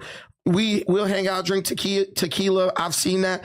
It's more of like a language barrier thing, because you got to understand a lot of those people who were rapping back then, they came from homes where their parents didn't even speak English.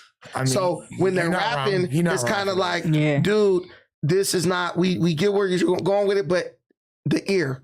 Yeah, they It be saying wasn't- fucking pizza, sandwich.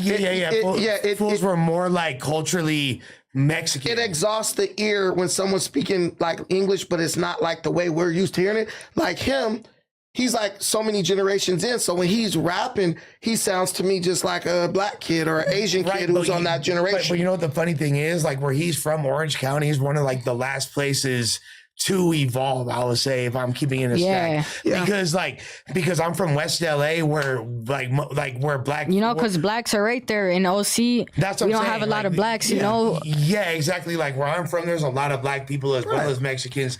So fools were wearing baggy jeans in the late 80s, early 90s and fucking saying the N-word and fucking wearing white tees, and we're doing things way more culturally aligned. Oh yeah, that whole N-word shit. Fucking some homies don't like it, or like a lot of the homies say that, but their parents never said that. You know, Yeah. like they're getting it from the black culture. It's you a know? cultural thing. Yeah. They're embracing that. Now, like a lot of people are starting to say it. Me personally, I don't say it. I don't. I mean, Yeah, which I respect. You feel me? Yeah. Which I respect. these kids, Asians be saying the N-word. Go to the park in Long Beach, everybody amongst each other. I want to tap into something else. So you're a rapper now. You're tapped into the street culture of your area and apparently all over. Which has evolved a lot is the whole point. What is some kid shit that you still enjoy doing where you just like, man, even though I'm kind of like mature for my age, I'm really starting to like step into my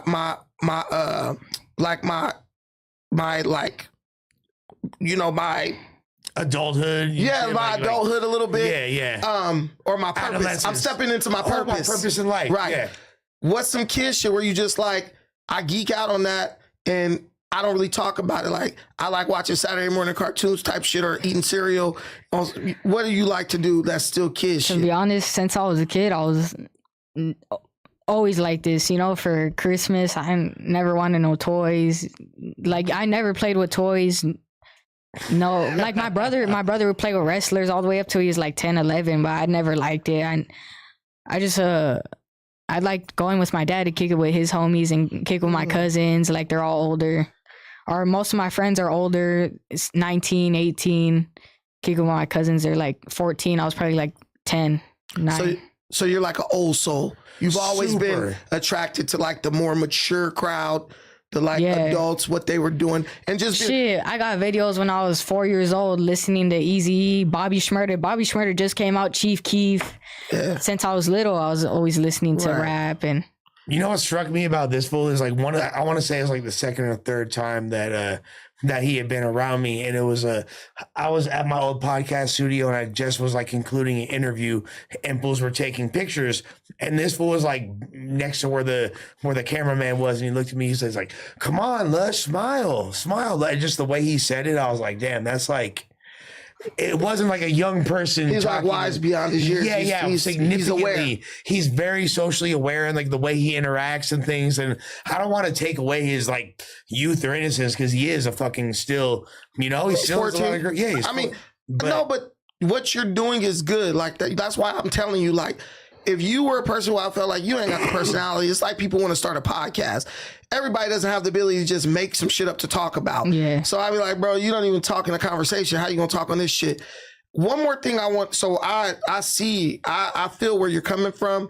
You're old soul. You've always been kind of around the older crowd, and it shows. You know how to work the audience. You know how to talk to people, interject and say, hey, wait, real quick. You really command a lot of respect, and you have a presence in this space. What I want to ask is this, because I'm going to keep trying to take you back to some juvenile shit, some kid shit.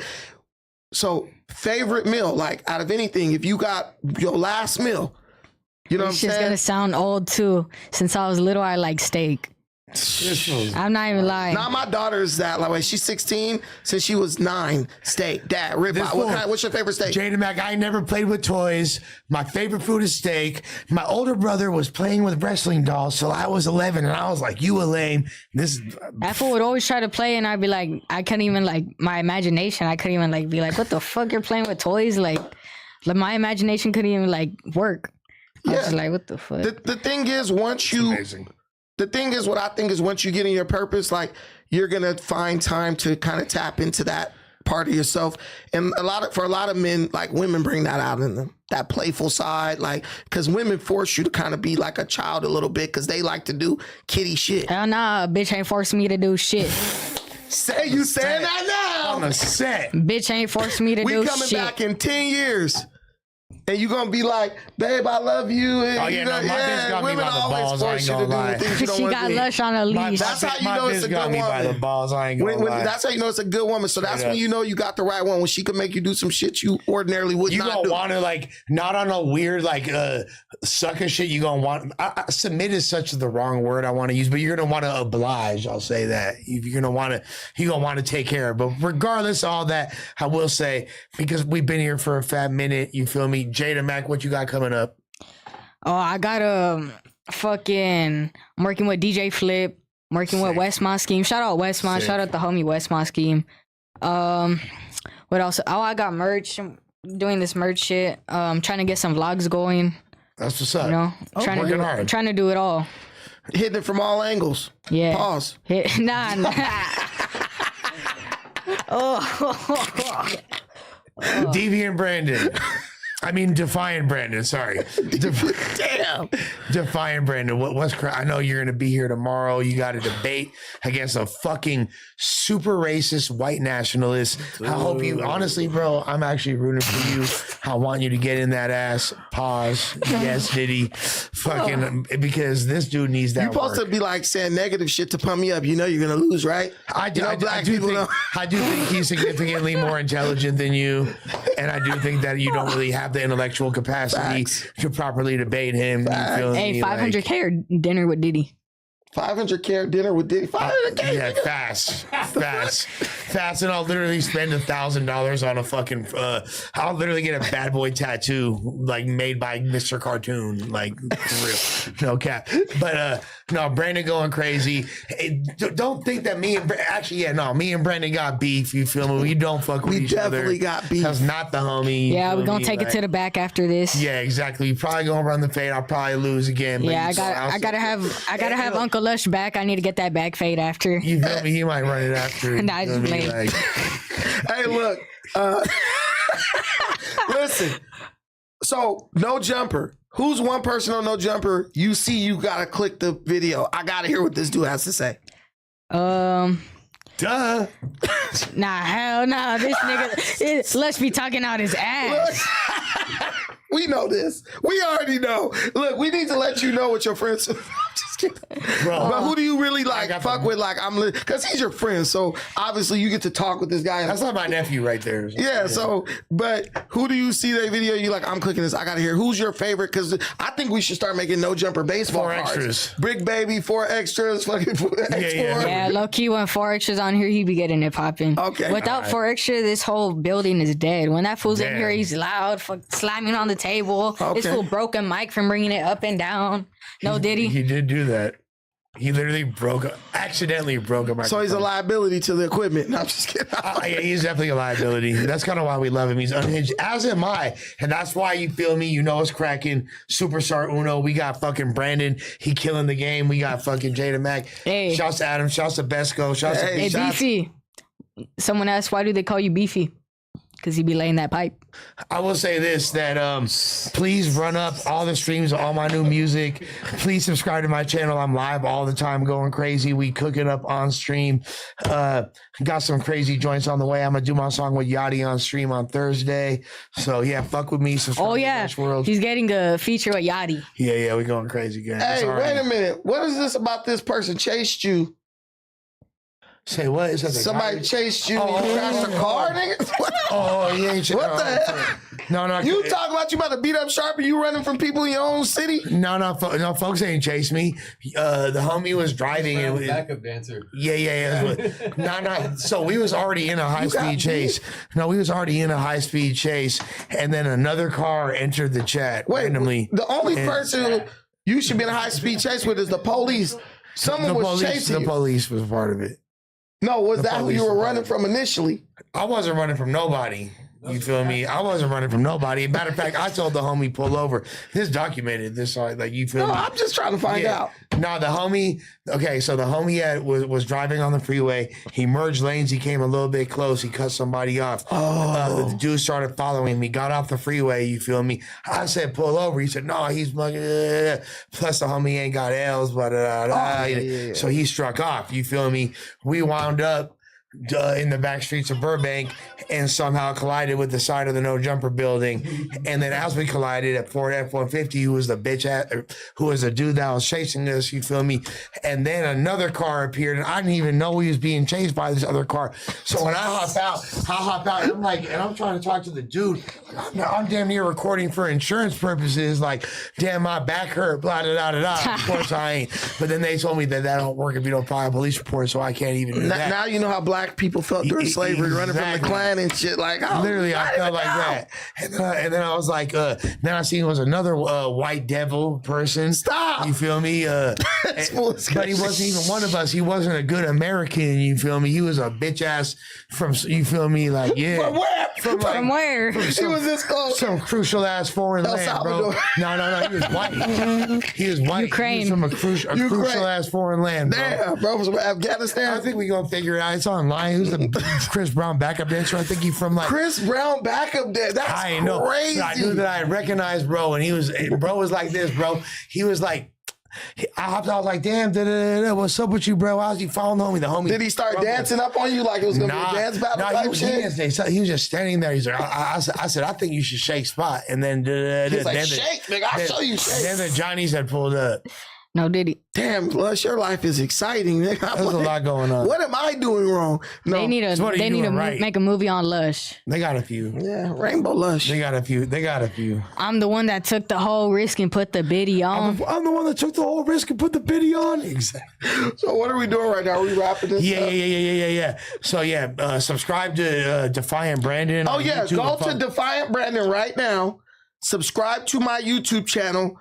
I loosely talk about some of this stuff, but I just think you'll enjoy the channel. Also, I'll let people come up and give their opinions on things. Maybe I'll let you guys come up and give your opinion on some No Jumper stuff. You know, you guys all seem to think you can do a better job than me. You get your chance. You consider that your audition to get cussed out on the main No Jumper shows. I think you and Bro Rogan need the debate fade because he's fucking like, I think he's like, damn, I can't believe that Brandon's good. But I didn't know that Brandon was going to be flexing on me like this. Nah, I said I was going to curse. Listen, man, the Bro Rogan shit is not about animosity. The Bro Rogan shit is about, bro is so talented. When I was listening to, I'm going to be real, when I was listening to Flacco and Trap Lord Ross talking, it was insufferable. Man, you look like Flacco's dad. Really? You look like you can be that fool's dad. That fool walked in with his African feet last time, no shoes, no socks. Remember that shit? He did have no shoes on. That fool looked like he was eating with his toes and shit. I saw a video of him pointing at somebody's shoes, right? And I was honestly wondering, can Flacco bend over and tie his own shoe? I was like, they should have challenged him. But Flacco's my boy. That's a tall order for I love Flacco. Flacco's my boy. He's a shout out to Flacco. But what I'm saying is like, Bro Rogan, as a person who I know is skilled on this pod shit, bro, he should have just took over that whole situation. Because a Brit and Flacco, between that accent and my bro stuttering, I was just like, God damn, Bro Rogan, jump in and start doing the majority of the talking. So I don't got no issues with Bro Rogan. Actually, I want to do some content with that dude. But I was just kind of like, Bro Rogan, come on, man. Because my dream is to see dudes like him meet up here more often. Because I feel like we can get into some more, and you too. You're a very knowledgeable person. I feel like we could get into some more deeper discussions in some different niches. And that's what I was saying earlier too. I do want to because I want to really test the extent of your. He said you look like Mr. Brown. I want to test the extent of your separatism. Who, me? Yeah. Well, I own a farm in Africa. I got a condo there. I own 3 businesses there, and if I had the opportunity, if I had the choice, I would just be over there permanently. What if I was like, I'm coming with you? You could go. There's white people there. They'll think you're Arab though, for real. I mean, there's a lot of Jewish people and stuff there. I'm Italian mixed with Jewish, so that make me Arabic. Okay, Italian. There's a town in Kenya called Malindi. That is an Italian tourist spot. So when you go to that town, it's a bunch of white people. Something about Italian people, they think that people like to see them in draws because they be out there sunbathing with their little shit on. Motherfuckers be in their skivs. So they out there, it's nice as hell. Best Italian food I've ever had. So you Blend right in. All right, we finna chop it up Hey, more. y'all know what it is. Jada, fat, skinny, tall. Jada Mack will fuck them all. You already know what it is. Oh, you feel me? Buzzball Uno in the cut. You feel me? Big Brandon, Mr. Brown, that's what everyone's calling you. free brick baby. Mr. Brown. Free 4 extra. He'll be out in a Free week or 4 two. extras, Free you my feel boy. me? He We ain't got do a nothing feature. wrong. I got Free a all the feature on the way Crips, with free him. all the homies. Okay. And never counterfeit. We about our grip and we